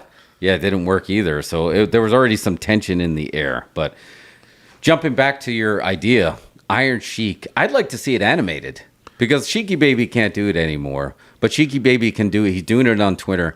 I'd love to see some kind of CGI or animated version of Iron Sheik defending people. Well, just recast him. Oh, just get somebody else to do it? Get an actor to play Iron Sheik. I don't mean Iron Sheik actually does it. Oh, man, but you need him as a consultant to He do could, this. Come on, he could be the Bubba. dean Come of the on, school Bubba. or something. Come on, Bubba. Don't cut me out, Bubba. I'll give you a camel clutch. But yeah, that would be fantastic. I'd love to see it. I'd love to book it. That would be, again, I'd lean into it animated because then you're getting into like Rick and Morty. You can get really crazy. But then again, wrestling's that to the point that their real life IRL flesh and bones is just as animated as any cartoon. So let's see if Mike's gonna jump on here and join us. I've got the screen up. I'll see him as soon as he joins. All right, cool. All right. Let me see if I can find some more scoops here. Man, Tony Khan put on like pre-tapes, nothing raw, nothing. He got his shine in. But one thing I do agree with is I'm glad we found a way to not make Tony Khan a character. I do not want to see him a character on his own He's a show. character in the Scrum, that's for sure. Yeah, he is, but like not by design. I don't want to see him Eric Bischoff this. That's I guess what I'm trying to say. That meme of him drinking the water is going to last forever. Yeah, what was the gulp? Like he was just like regurgitating it? I don't know if it was something he heard CM Punk say that made him gulp or what. But it's a little on the nose if that's the case. It's very cartoonish. Gulp. He could have did the wow, wow, wow, wow, wow, with his eyes popping Or a out. spit take or something. All right, let's read the bracket. So the qualifiers is you got Hangman versus Bryan. That's tonight. No way Hangman goes over because he was still mentioned in this, so he still has some of the heat even though he wasn't there. No way. Bryan goes over. Sammy Guevara versus Darby is this Friday's Rampage. Sammy's got a lot of heat on him right now, too, for whatever reason. I'll tell you exactly why. And again, there's so much we haven't covered. And I feel like this needs to be addressed. The internet addressed it. The way Sammy dropped Ruby Soho on her head the other day. Horrendous on that pay-per-view. Two of the worst. Well, that was one of the worst bumps I've ever seen. I hate anything that's an unprotected head bump. And that one was even worse because she never even had a chance to roll naturally. There was no natural pivot point on that. And so, that was horrendous. I don't know if you get to the point where it's just sometimes you're just too much. Too much. I'm going to quote Wayne on there. I was talking to Wayne. Man, if we were on here, he would be, woof. We would be pulling an all-nighter right now over what just saw what happened. But he defines AEW as too much. Too much of everything. Too many wrestlers. Too many shows. Too much. Everybody in the ring is doing too much. Not all matches can be 5-star matches. They need to stop chasing Meltzer ratings. He came up with a great scenario. You're a filmmaker, so you're gonna appreciate this. Imagine a war movie, right? Where there's nothing but war the entire time.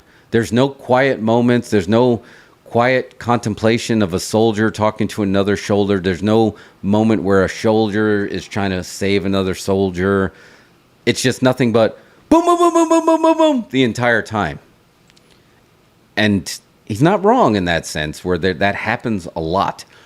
Not with everybody's match, but I think that just happens to happen in a lot of the matches he sees. And that's why you notice a big difference when Bryan goes in there and he controls the pace. AEW is great. He doesn't want to see, and that's the same thing as Jim Cornette. They don't want to see any of that. And if you want to see the flips and the trampoline spots and stuff, cool. But you have to have a mix of everything. And Sammy does a lot of that, the hot shot stuff, and that's fine. But don't take another wrestler and put him on their head while you're doing it. That was terrible. The way the way he dropped her was insane. I'm just gonna say it. Here's my hot take: Ty and Sammy are toxic. Yeah. Sorry. Like, I feel like ever since they got God bless them if they're in love, but man, it has not done well for their wrestling personas. For sure. Well, I remember I told you I wanted to see them do this into a heel turn, but I think what's happening is it's like a shoot heel turn. It's not a worked heel turn. It's not like what Seth Rollins is doing. Seth Rollins doesn't really walk around dressing like, Elton John.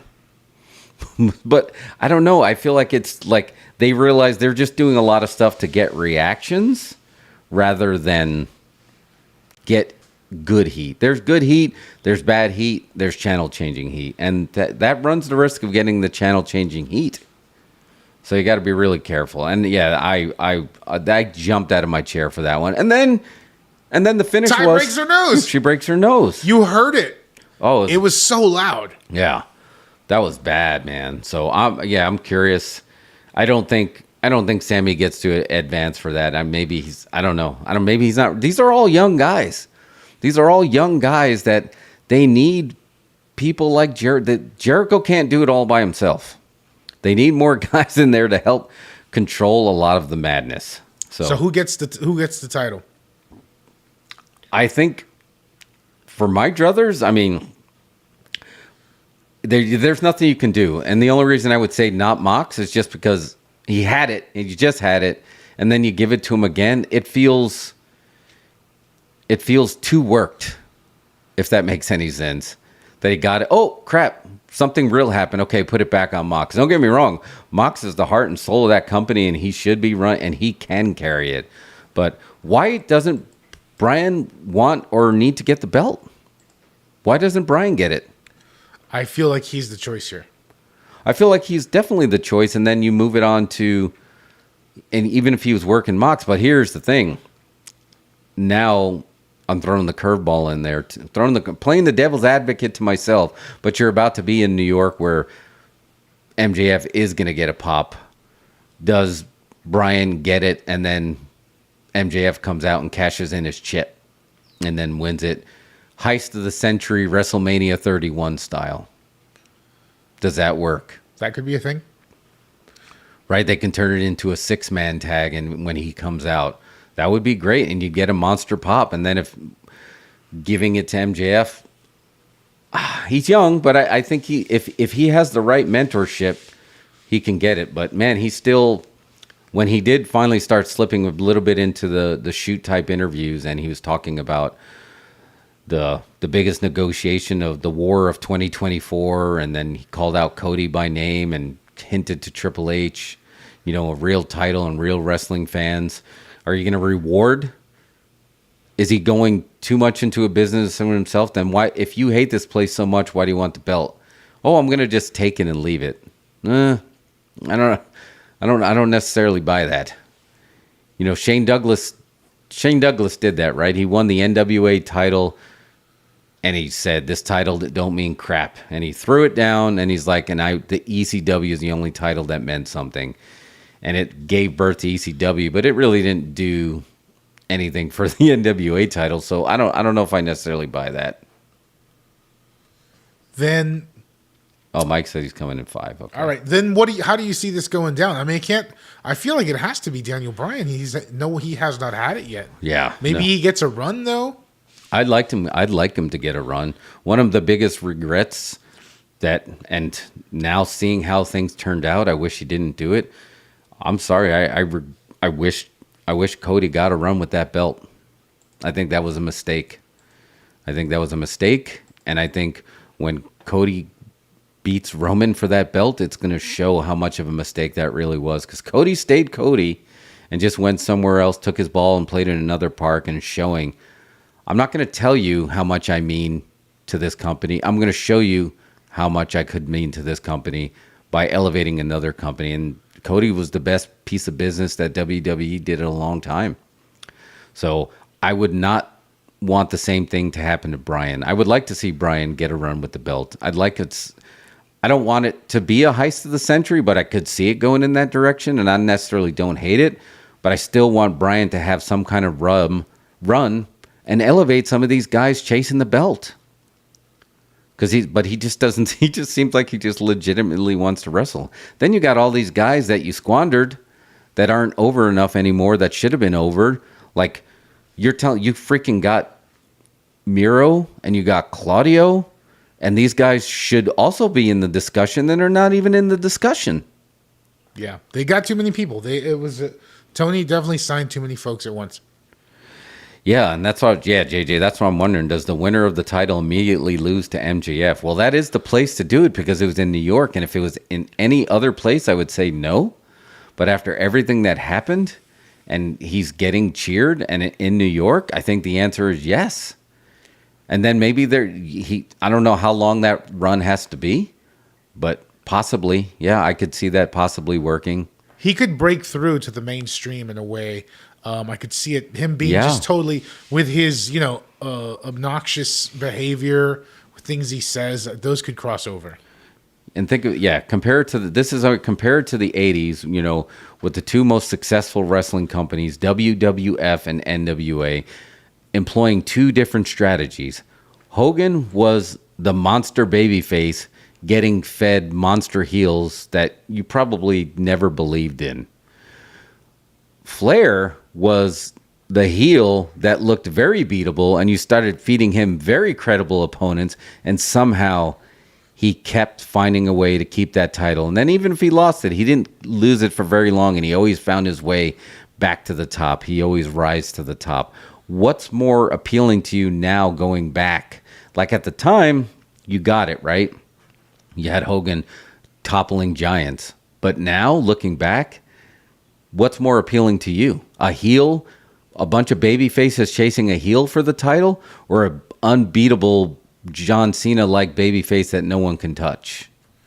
I think AEW definitely has. They've shown they have trouble booking a babyface champ, so I think a heel champ's the way to go. Yeah. And now you can get all these people chasing him. Now you can get Moxley chasing him. You can get... Then, I'm sorry, you shouldn't have broke up Pinnacle. Max is great.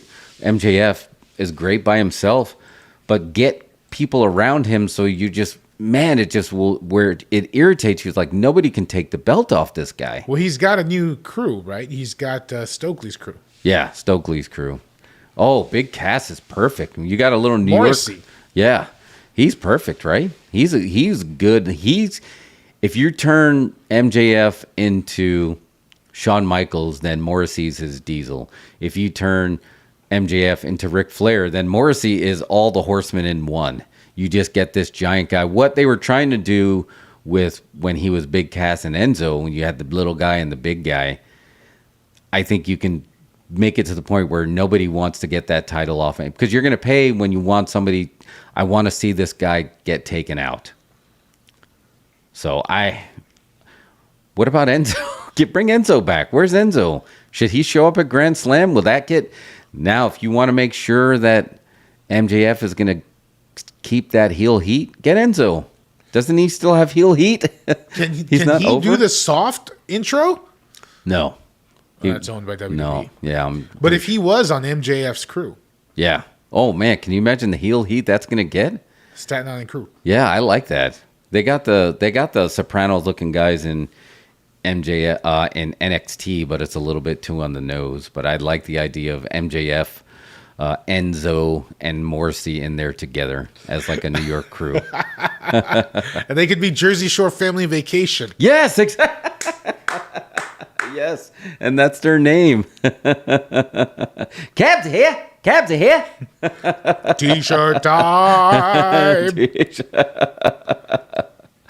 Oh man, that would be so good. So I'd like to see that. So, but it's going to be interesting. But I do, to circle way back.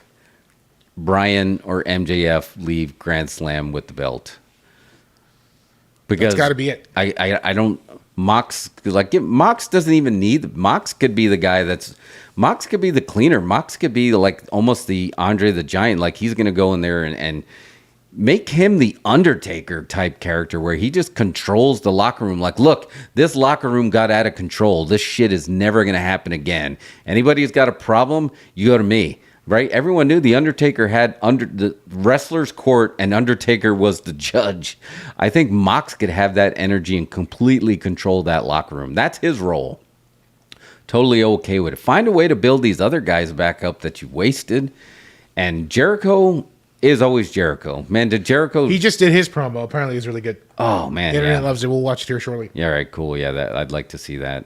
Because, I'd like to see it. So let's jump to somebody else who's kind of been squandered. And let's see how he's... Eddie Kingston has some comments about the comments. People do not need to know inside baseball. He said that about everything that's going on? Yeah. He's very outspoken in how, again, from our friends at 411, he's outspoken in how he dislikes certain people in the company like CM Punk, Chris Jericho, Sammy Guevara, and others, but he doesn't think fans need to know why. So this was on Busted Open Radio.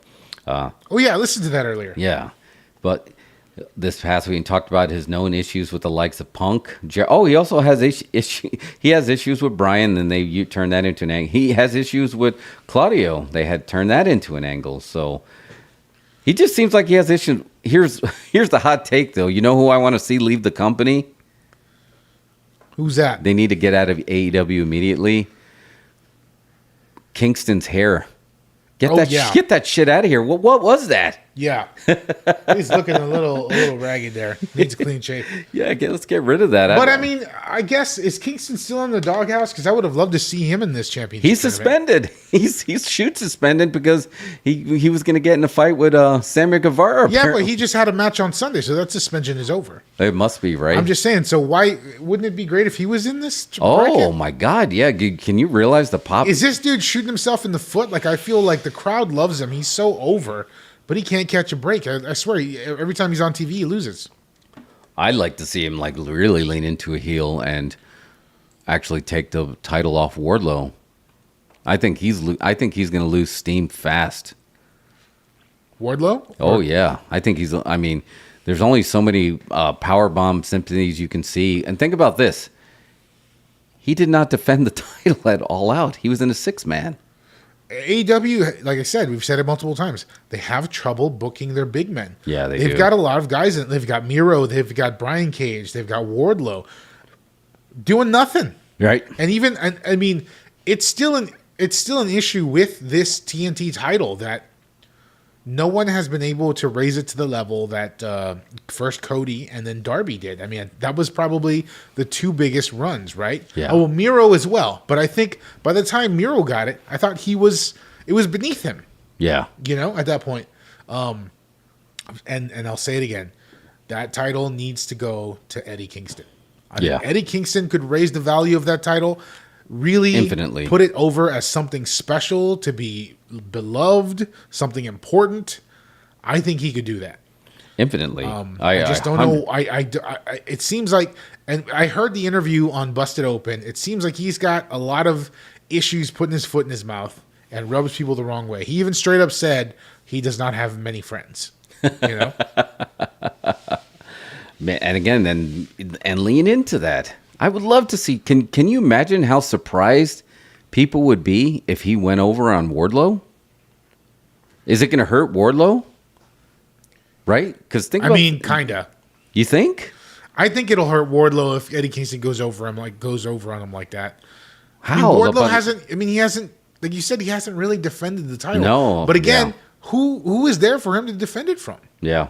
Well, they had Brian Cage, and he's gone. Claudio can go nose to nose. Keith Lee, Jake Hager's another big guy that they haven't really made a run. And they had some great matches before, right? They had that shoot fight that they worked. So I don't know. I just think you see it on the internet all the time, right? The smaller guy, the smaller scrappy guy knocks out the big muscular guy. And I would book. And I'm not saying do it immediately. I'm not saying do it tomorrow. But if Eddie Kingston can manage to not get fired like in the next 6 months, I'd love to see him win against Wardlow with basically a puncher's chance and just somehow take him out. Or if he cheats and straight up cheats and goes heel and beats him dirty. but just beats him and just beats him in a street fight. It's like, this is not a flex off. This is a street fight. You know, I'll bite your kneecap. I'll try to rip off your ear, like old school. Because he looks, I mean, dude, he's like a 60s wrestler. Yeah, I think Mike is on. Mike is here. Mike, you with us? Let me pull him into the conversation. Hang on. Yeah. All right, I want to thank you guys. We hit 400 subs today. All right, so we're moving on up. We're up and to the right. Mike, you there? Yeah, can you guys hear me? Mike, what's up, can hear man? you. Beautiful, All right, beautiful. yeah, there you are, man. Sorry, Man, there's a lot we've been unpacking a lot, but there's still a lot to unpack. yes. So- No, happy to join on. There's so much going on in the world of wrestling right now. Yeah, let's get your gut reaction of what your response was to that opening of Dynamite. I mean, interesting, not earth-shattering to me. One of the things that I think AEW is really struggling with right now is that they're just too serious.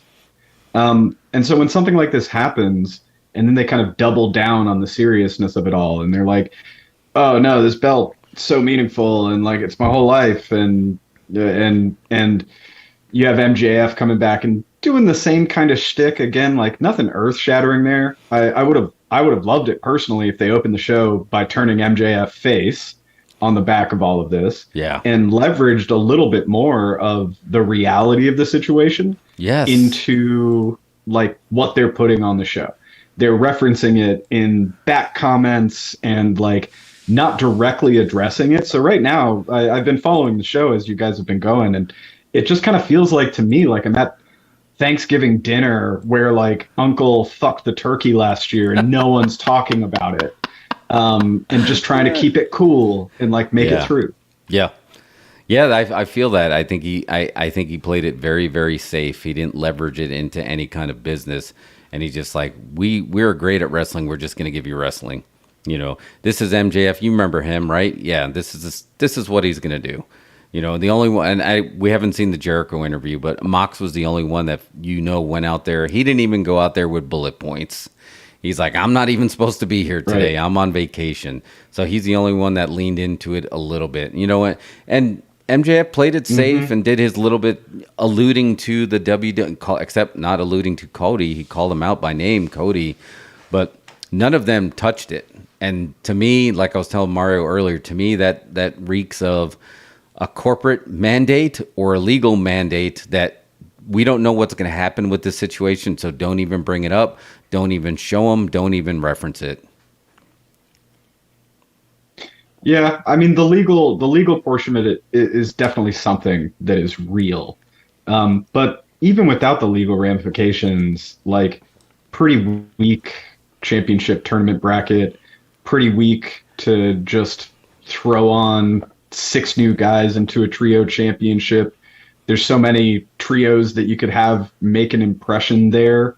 It's like, don't get me wrong. I think they're doing what they can with what they have. Yes.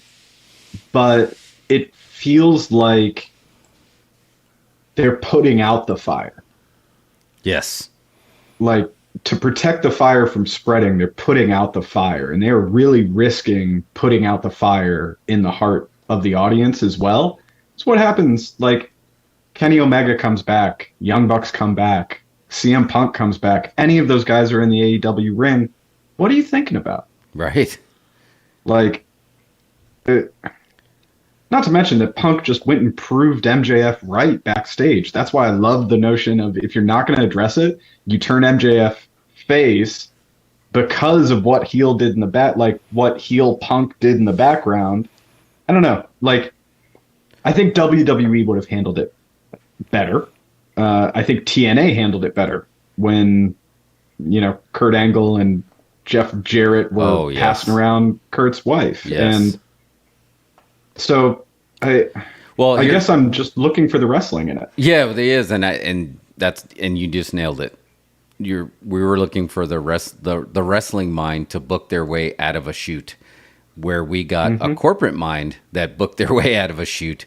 But we want, Brett screwed Brett, right? That was part of it, launched the Attitude Era. He tried to turn it into an angle, but he still didn't, like you said, he didn't get rid of the fire. He controlled the fire. Where Tony's not trying to control the fire, he's trying to put it out. And there could have been, there was an anonymous WWE wrestler that said, this is the biggest piece of business that company has ever done. I'm really curious what they're going to do with it.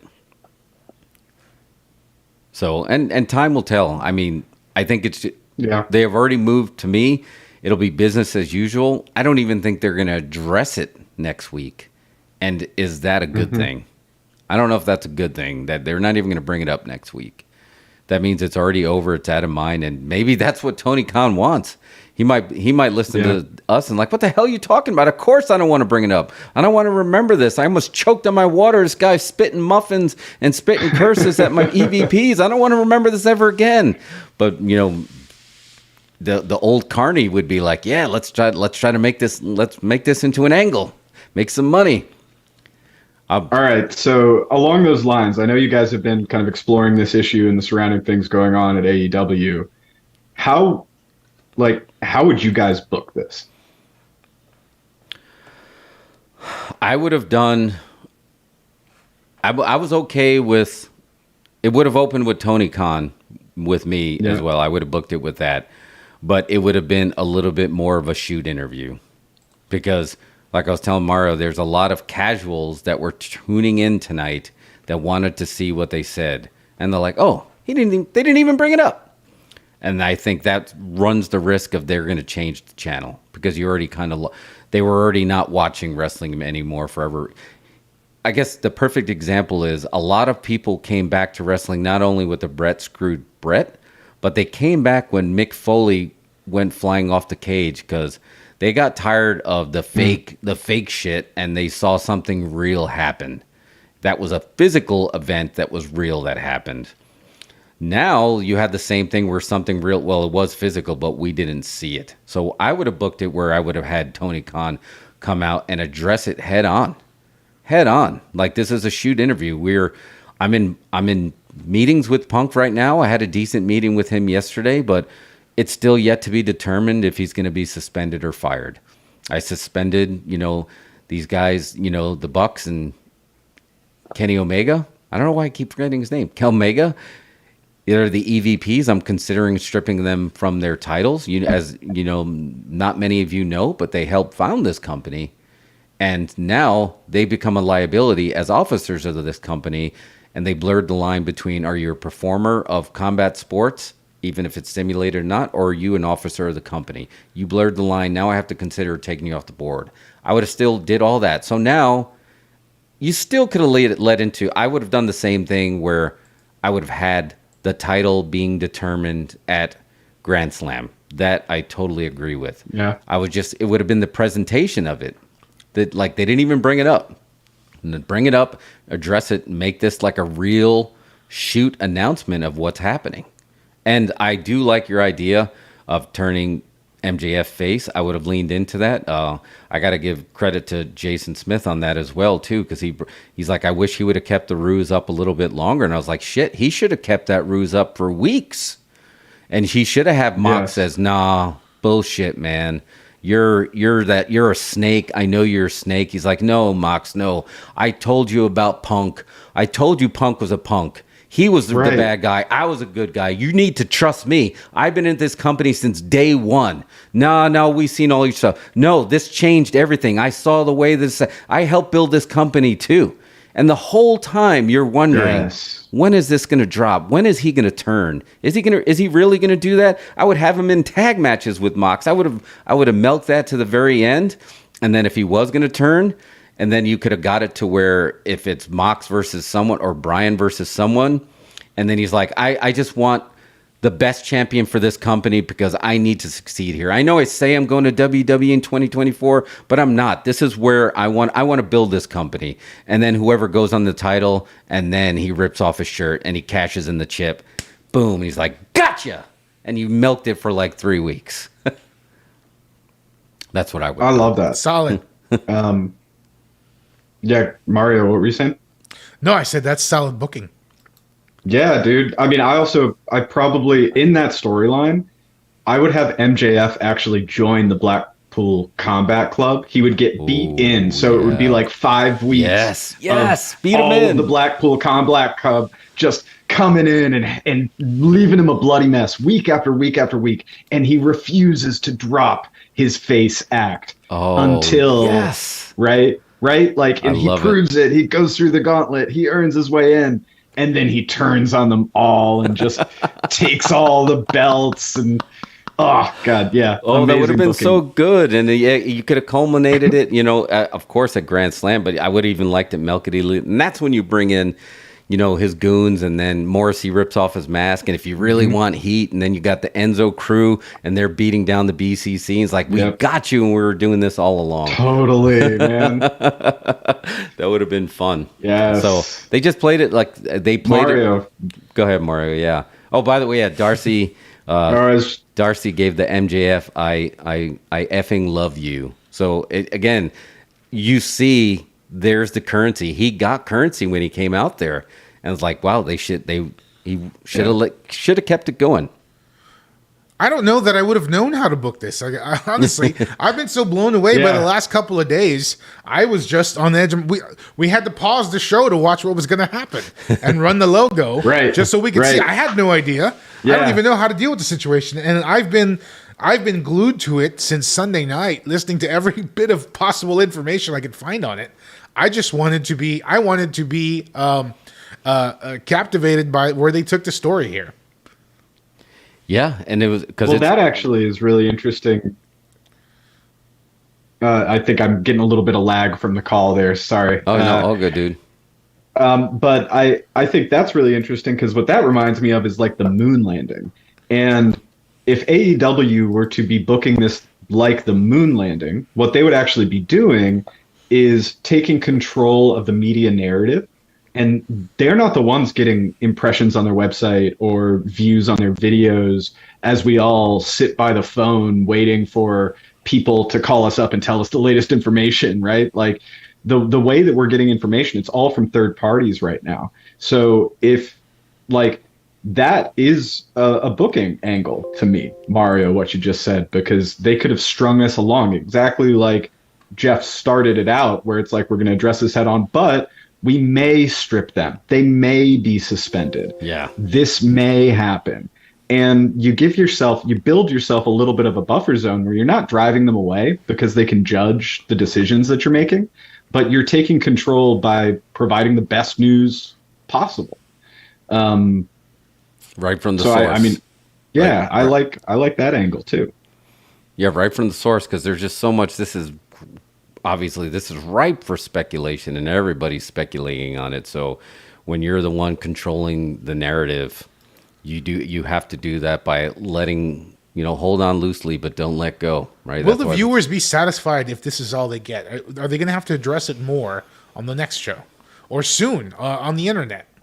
No, they're regular. They're the people. If these people ever come back, they have to address it. Yeah. And maybe that's what they're planning on doing there. But do they have to address why they are gone? Or is Tony Khan just going to let it be that folks know what happened, so we don't really need to address it on the show? Because all he said is the titles are vacated. Yeah. So the internet is still going to continue to theorize what's going on. Right. Is he going to just let it leak out there and let the internet do the work for him?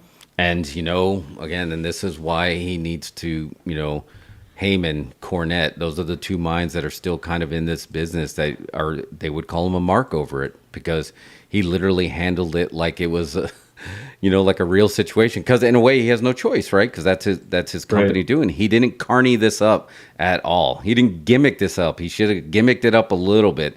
He didn't gimmick it up at all. He cleaned up the mess quickly, like a corporate cleanup, and he did. And no, I don't think you're going to have to, if you just want to, for your regular fans, this is business new. Like I have it pulled up here too. It's business as usual, right? They're doing their thing. Yeah. Next week, they don't even have to address it if you just want to continue to keep the fans you have. This was just a rare opportunity to bring in another subset of fans that may have left that kind of got squandered. And then you didn't even make your current fans happy. It's business as usual, because business as usual, if this didn't just happen, the Best Friends would have put over, Death Triangle for the straps. I mean, they wouldn't have got the straps. This isn't business as usual. You need to make the fans a little bit happy, and you need to make people happy enough that they don't want to think about what's hard that's going on right now. And that would have been giving Best Friends the title, the guys that have been there through the hard times. And then Orange, who got super over, and you really haven't done anything beyond that except let him go out there and beat Orange Cassidy. Where does he go from here? Where do Best Friends go from here? Well, the Best Friends just run around in circles the way that they're booked, so it doesn't really matter what they do. They're always over. They're always going to be over. But that does lead to the way that I would book this and handle this. So we all saw Danhausen's tweet, after the show, saying that CM Punk was wearing his boots and that Danhausen's boots are now the AEW World Champion. I would have actually just taken that to the next step, and I would have had Danhausen come out and do a belt celebration ceremony with his boots and officially make Danhausen's boots the champion until we hit the next pay-per-view, at which point you could handle that however you want. It could be a Royal Rumble with every single person coming out and trying to defeat Danhausen's boots. And then it turns into a really serious wrestling match at the end when you get down to Bryan and Mox and Jericho. And it reminds you of the depth and breadth of the true quality of potential champion that you have in WWE. And by the time that you get through this crazy angle where you went from the most overly serious, self-important AEW champion of all time to this other dimensional creature that just is such an absurd angle, it makes you forget and remove yourself from how real everything got for a moment. But then as soon as it snaps back in, it feels good to be real again. Yeah. I love that. Look, at the very least, Danhausen should have been in the bracket if his boots technically won the title. He should have at least been in the bracket. Yeah.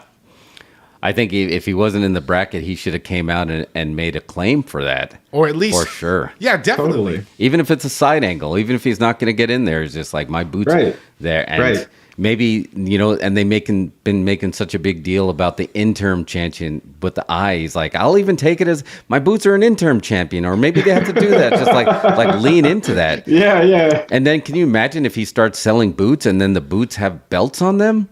Whether it's a real Spurs or if they're just painted on and it's just the championship boots. Oh my God. I'd buy those socks in a second. I'd buy them right now.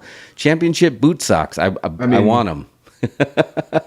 And Danhausen, we know he can actually work. So this would also be the good moment for him to just turn it on and become an incredible wrestler and put on his first match. Yes. And it's only because he has the belt. And now all of a sudden he's a serious wrestler. Yes. And then he could have his boots stolen. And then he goes back to not being able to wrestle anymore.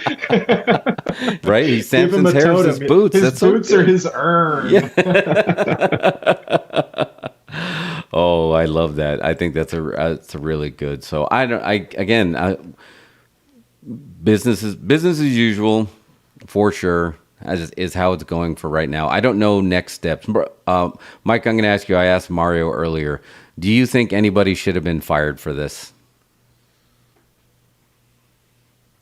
Well, this is the issue with them not addressing it directly, is we don't know. Really we don't know what happened. So there's a lot of speculation, and it sounds really crazy. Do I think someone should have been fired? I mean, chair throwers, not a good look. I don't think there's ever a situation where you can throw a chair and it's good unless you're standing outside of the ring and piling them on an AEW fashion. Right. That's good. But that's really the only thing that comes to mind. There's no other scenario where a flying chair is a positive thing. And I can't imagine a workplace where chairs can fly through the air when like 95% of the time is designated for that kind of activity. And then the remaining 5% starts to have that, come into it. If I'm Khan, I fire Punk just because he was a motherfucker and he made me look weak as an owner and as a manager. And I have an opportunity to prove to the locker room that I'm not going to take that kind of shit just because I'm the corporate CEO guy. Yeah. I think you make an example out of Punk now. If you want to keep on hiring these post WWE wrestlers, you're not going to be able to control them anymore. No. They all can come there and ride back out on an open mic, and you're just going to gulp water like a weird frog. So I would use it as an opportunity to fire Punk. Yeah. And hope that WWE signs him.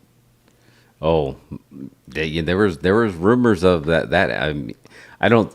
It feels like the bad blood there is so legit. Like, I think it's still too early, but you don't think that a Cody versus Punk main event at WrestleMania is money? Fine, you finally get your WrestleMania main event. I don't think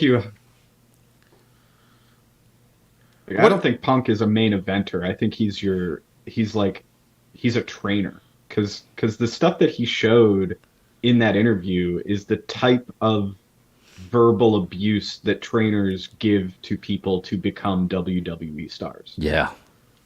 Like, that's what they're getting in the back rooms all the time. They're getting beaten up and they're getting broken down emotionally and psychologically so that they will serve the company. And Punk gets off on that shit. So put him in a situation where that's his fucking job, because he's really good at that. I buy that, because there's no way I don't think he ever wrestles in WWE again. I think the closest you're ever going to get possibly is someday he'll get the Ultimate Warrior treatment, and maybe he's young enough where he can, become a trainer. Maybe, or maybe not. I think that's the most you're ever going to get. But yeah, I'm sure they would have liked that.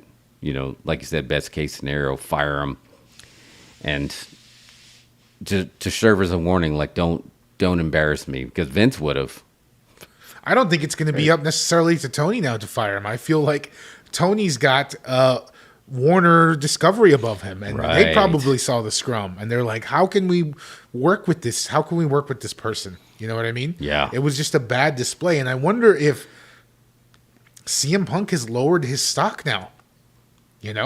I think that really just came off. Whether maybe, I feel like Cornette, I think has some interesting points about it being somewhat justified the way he acted, or at least to want to have a reaction. But the tape is out there, and it's just like, it looks bad. It looks bad. Oh yeah, I think it's. I think Punk was trying to drop his AEW pipe bomb. I think he went into that completely intending for this to blow up in the exact same way it blew up when he criticized the brass at WWE. But he didn't take into consideration the lack of experience and the lack of coordination for the people that were being talked about. And I think it's really fucking funny that the first public fight that Punk has won since he went to MMA was in the back of a locker room at WWE. Well, we don't know. We don't know if he won. Actually, we don't know what happened. True, fair, scoop. Fair. But we got a couple updates, because we are doing live updates. We're talking about JJ is doing a live updates. Bryan Danielson takes round 1 against Adam Page, and it sounds like Adam Page got schooled a little bit. So again, Mario, we were talking about this a little bit earlier with Vince's version of punishing. Is sometimes you're going to go out there and you're not going to get to have a competitive match. We're going to break, like Mike said, we're going to break you back down, and we'll build you back up later if you can handle it. So it sounds like what we predicted is going to happen, because there's no way. Adam Page was still part of this, even though he wasn't physically there. He was one of the catalysts. But there's one thing there's one person we haven't talked about the entire night. Except we did earlier, I guess. No, it was Colt Cabana. Like, there's been no mention of him at all. And he kind of faded away. And then I guess he went to Ring of Honor. But no one's brought anything up to do with him? Like, do you just is he a victim here? I mean, but he was the catalyst. He was the spark that lit the flame. Like, what do you do with Colt Cabana? Is he even drawing money in Ring of Honor for it to matter? Did he start anything? It feels like he may have been part of the catalyst of what started the feud here. Yeah. But he was probably not even at TV when all this happened. He was at Arby's with his kids, and it was just like started getting notifications about what was going on. Because he hasn't been on TV in months. No, I think his contract expired, and then that's what kicked it all off. And then one of the Bucks got him back hired, but with Ring of Honor. Do you think? I mean, I'm of the mind that the locker room was already pretty crowded anyway. So I don't think it had anything to do with CM Punk by Tony not renewing that contract.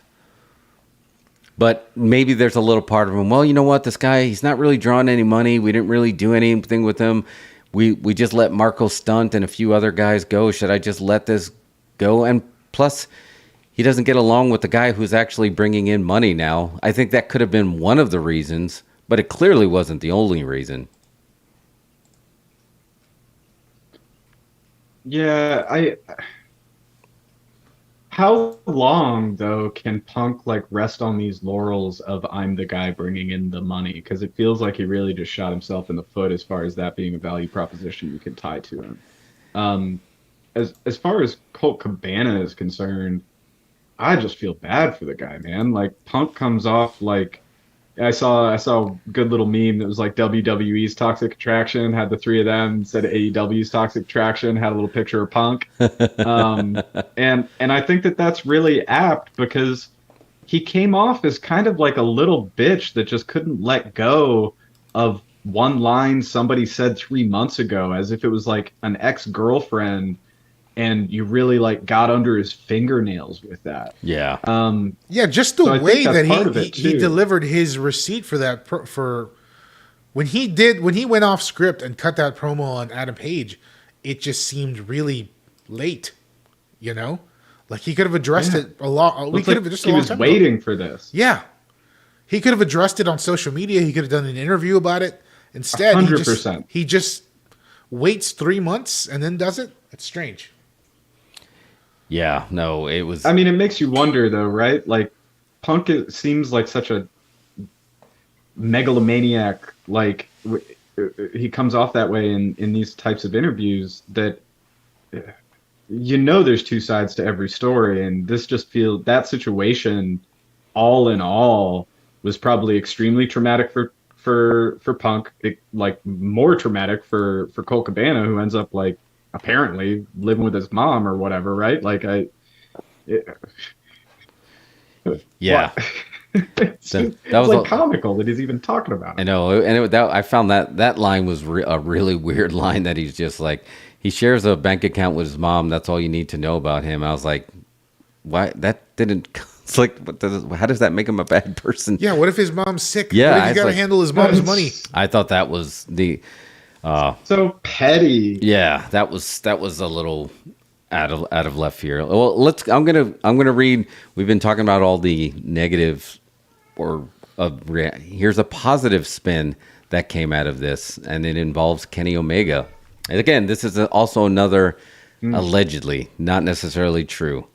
Allegedly, Kenny Omega's first instinct in the altercation was to remove CM Punk's dog Larry and keep Larry safe. Kenny Omega is a man for the pups.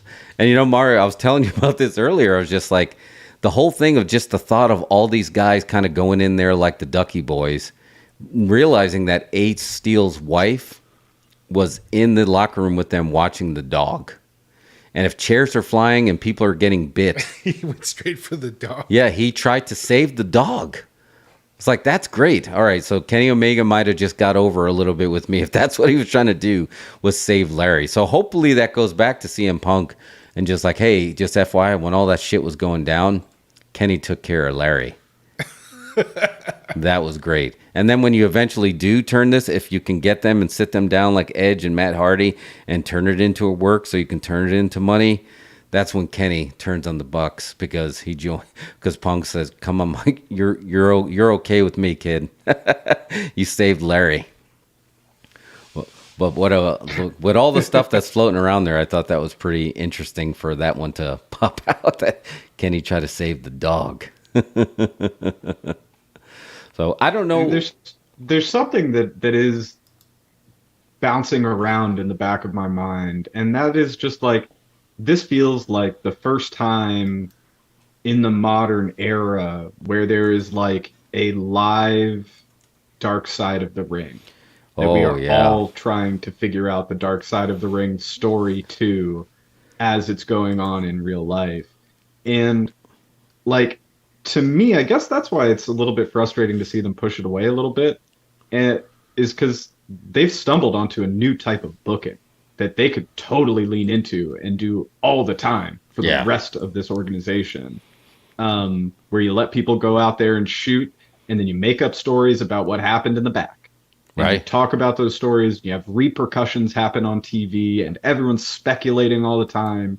It's a really good strategy, and you could reproduce this rather easily with these types of fans and dirt sheets and everyone sniffing around, right? Oh yeah, I think you literally diffuse it. You're getting kayfabe back in a way, right? Because now you got Alvarez and Meltzer in there, and you're playing them into you're using them as pawns, but at the same time they're not part of the storyline. But now you're even diffusing their news, because now you're just basically feeding them exactly what you want them to feed the people. I like that. That would be cool. They're marketing tools. Yeah, exactly. Yeah, you unknowingly, like that strange time that here in Austin when they paid the homeless community to wear those Wi-Fi vests to make them mobile hotspots. Like they were unknowingly, in a dirty way, doing business for the corporation. But this is the clean way of doing that, of just controlling that. It's funny that EVPs is trending. So I wonder how many people are going to Google and says, what is EVP? What is an EVP in wrestling? Is that a move? Is that a finisher? Who are the EVPs? I love that now that there's a new title that's out there, right? Because you got rid of, because general manager was being overused and President Jack Tunney. Now you got the EVPs. I mean, I really think there's a ring to it, right? Like, if you were gonna like not suspend anybody, if the Elite didn't change their name to the EVPs, I would be extremely disappointed. EVP.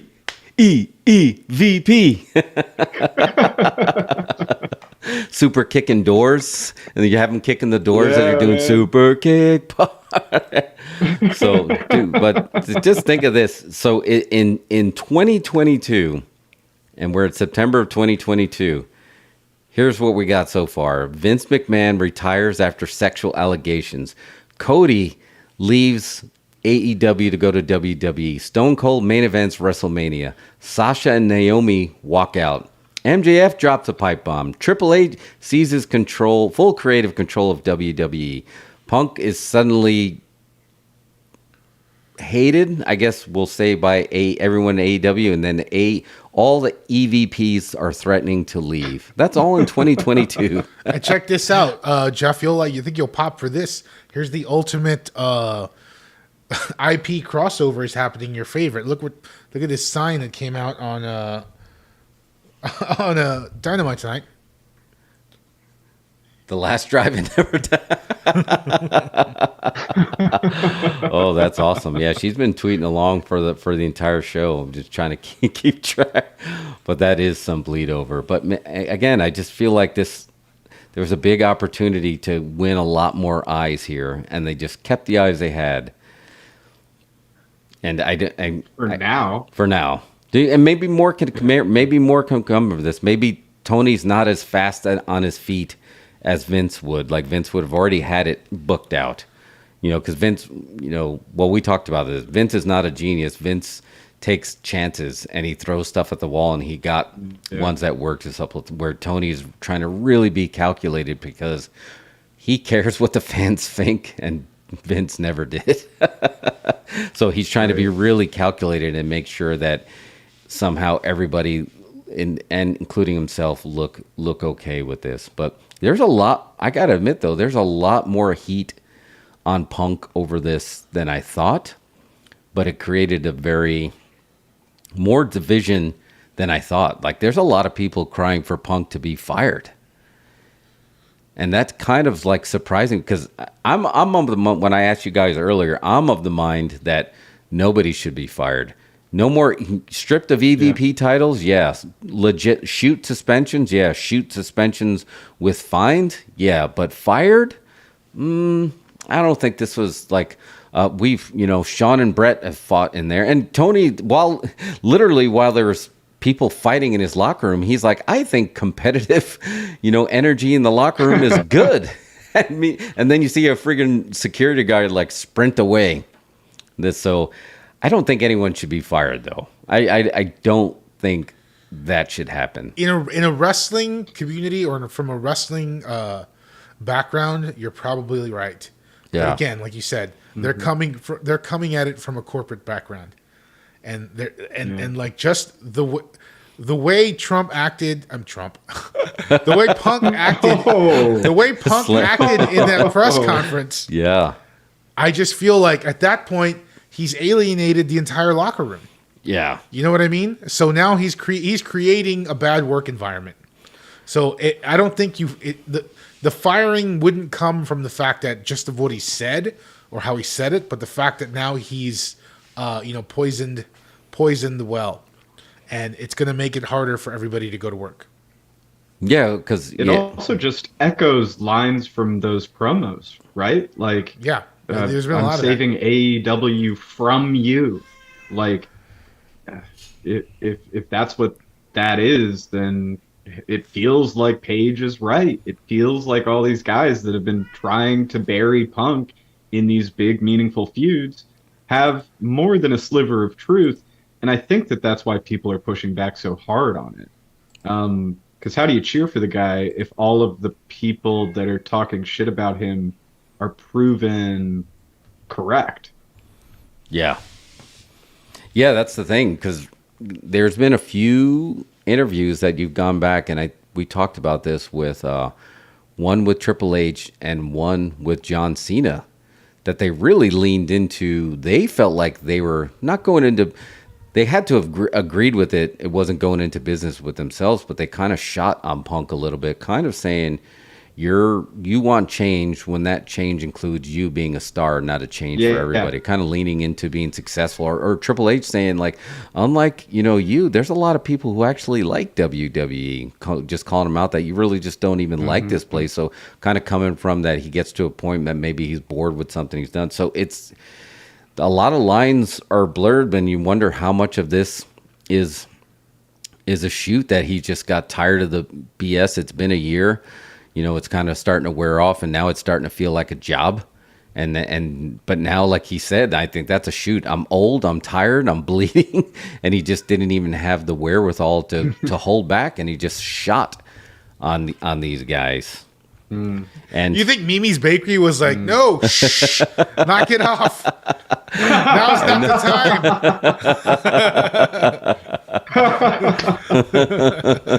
That's funny. I mean, I think he thought he was doing them a favor. They need to start releasing some muffins named after some of these wrestlers now, for sure. The shoot interview. This one is called the Scrum. It's really a little crunchy. Yeah. It's got a little salt in it, but it has a sweet bite. Yeah. So here, and it's from Chicago. It's from Chicago, where we eat the week. Here's another tweet I'm going to read, and this is coming from Bully Ray, who I respect as probably one of the top analysts in all of pro wrestling. Is from the analyst point of looking at it like a sport. If you listen to him and LaGreca he's my favorite by far, because he plays the devil's advocate to the devil's advocate. He lets you talk, he lets you get your questions in, and then he explains why his stuff makes sense. So he actually said, excellent opening to AEW Dynamite. MJF is a puppet master, and Mox is the new voice of the voiceless. I love that. I love, I wouldn't call the opening excellent. I'm not retracting on that. I'm sticking to my guns on that. But what he said in here as Mox is the new voice of the voiceless. Now Mox has put himself that he's in the role that CM Punk said he was in back in his WWE days, because again, no bullet point. They just gave him a mic. Sorry, Mox, you got to come to work. Sorry to cancel your vacation. It's because of this. Here's a mic. Go. That's what that interview felt like to me. I don't agree with the MGF being a puppet master because, again, we went over that. But what do you guys think is Mox is the new voice of the voiceless? I mean, who are we saying is the voiceless in this scenario? Is it the fans are the voiceless here, or is it the folks in the back who were disrespected by Punk? Hair. Say that again. Oh, I thought I heard Mike say something. So, yeah, Mark, I don't know. Like, the voice of the voiceless were in WWE, right? I guess he was talking about the fans that, wanted change and they didn't get it. But who were the voice of the voiceless here? That's a good question. I think he thinks the voice of the voiceless are probably, who the voice of the voiceless are? The person last week that was in All Out that was holding up the sign that says, "Just enjoy wrestling." I think that's the voice of the voiceless, the ones that just want to... We had a lot of those wrestlers that never wanted to get into the drama, and they just said, look, I just want to work. And they have a lot of the fans that are just like, look, I just want to watch good wrestling. I want to be compelled by storytelling.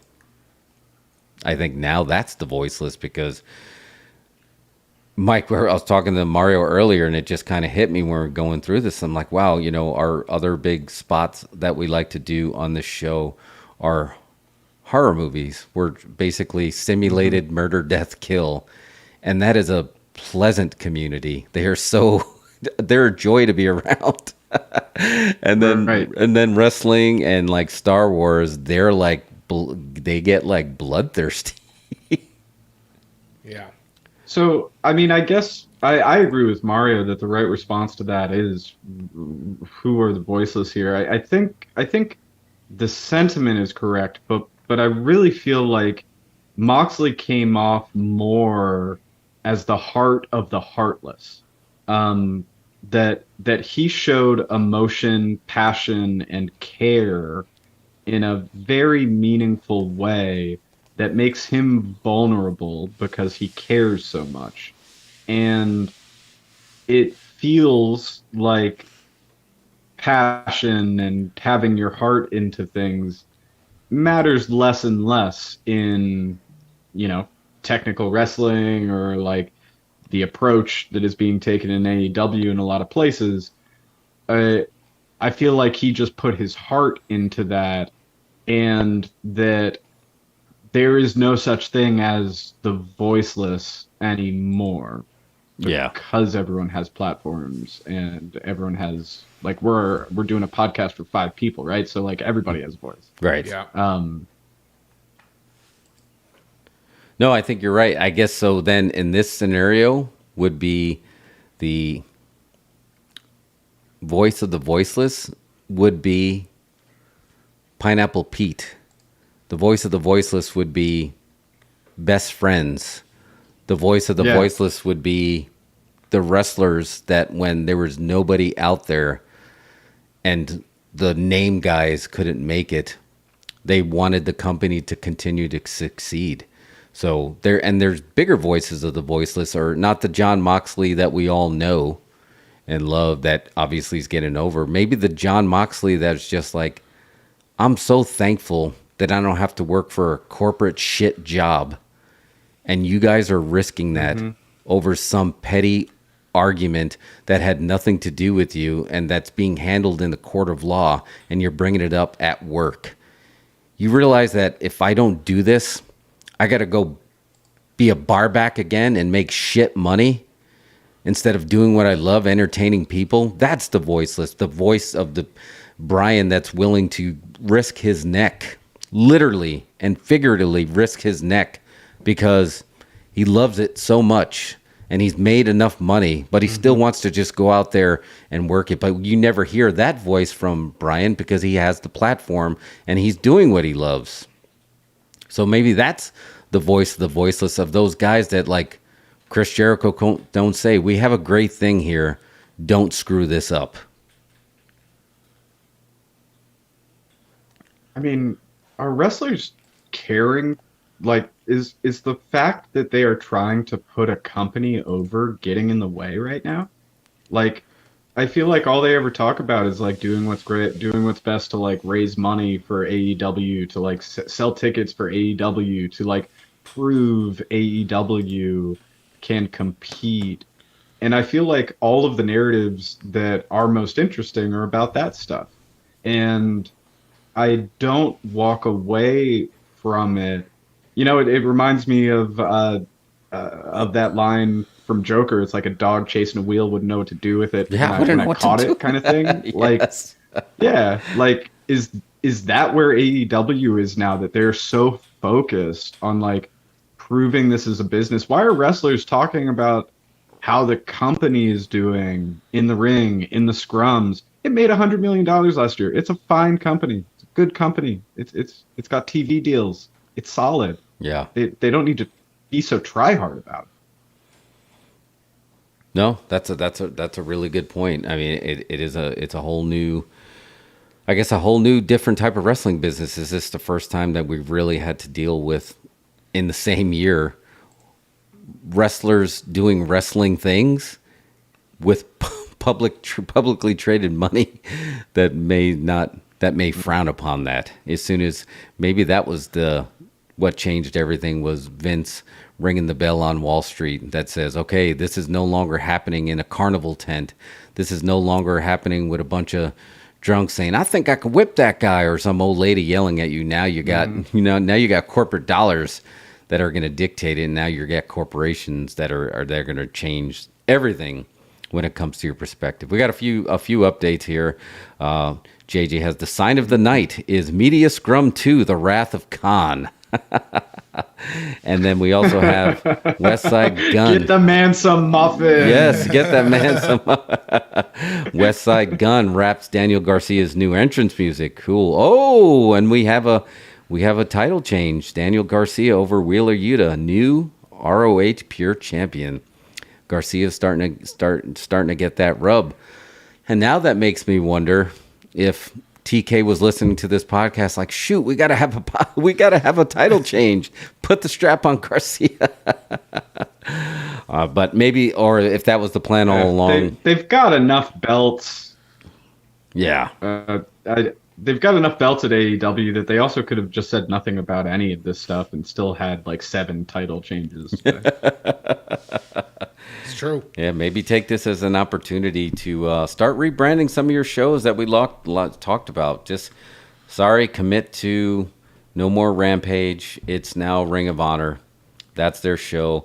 Sorry, no more Dark. Rebrand it. Just start to change things up and get some real change in there.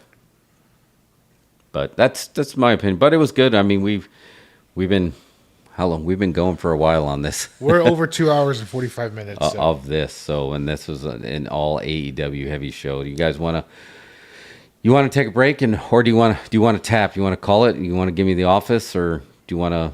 Yeah, no, I think we're. This is a show. Yeah, this is. I don't think we're going to be able to get to the other segments today. All right. So we had some good stuff. We have to give a shout out, right, but let's cover it next week. We got to cover Friday the 13th, Part 3 in 3D. You had a 3D life-changing experience. Jaws in IMAX was incredible. We have some retro reviews, and this will give us a chance to catch up on Shudder's 101 scariest moments of all time in horror movies. So, but yeah, that was a lot of lucha. So, Mike, thanks for jumping on and giving your always great perspective on this. Super fun. Love you guys. Always great to hang. Yeah. How do we end this? Do we want to end this with an angry muffin rant? What's an angry muffin rant? You tell me what that is. It was just like, all right, okay. I got I got a parting thought here. It's not an angry muffin rant, but I think that CM Punk has bound himself intrinsically to Colt Cabana for the rest of his life. If you go back to every major moment in his career, Colt Cabana's involved. Yes! Hype on promo. Hi, Colt Cabana. Colt Cabana podcast then breaks the internet when he comes off of WWE and it's his first interview. And now he's at AEW. Part 3 of the Colt Cabana CM Punk saga. Where will it go from here? That is phenomenal. It's not over. I love that. That's a drop. That's a mic drop. That's booking. That's long-term booking right there. Book it. Cabana and Punk for the belt in 5 years. Triple threat with Danhausen's boots. Let's go. That's the end. Colt Banana, boom, boom. Colt Cabana, boom, boom. All right, y'all. Oh, that was my Iggy to go home. Sorry. Colt Cabana, boom, boom.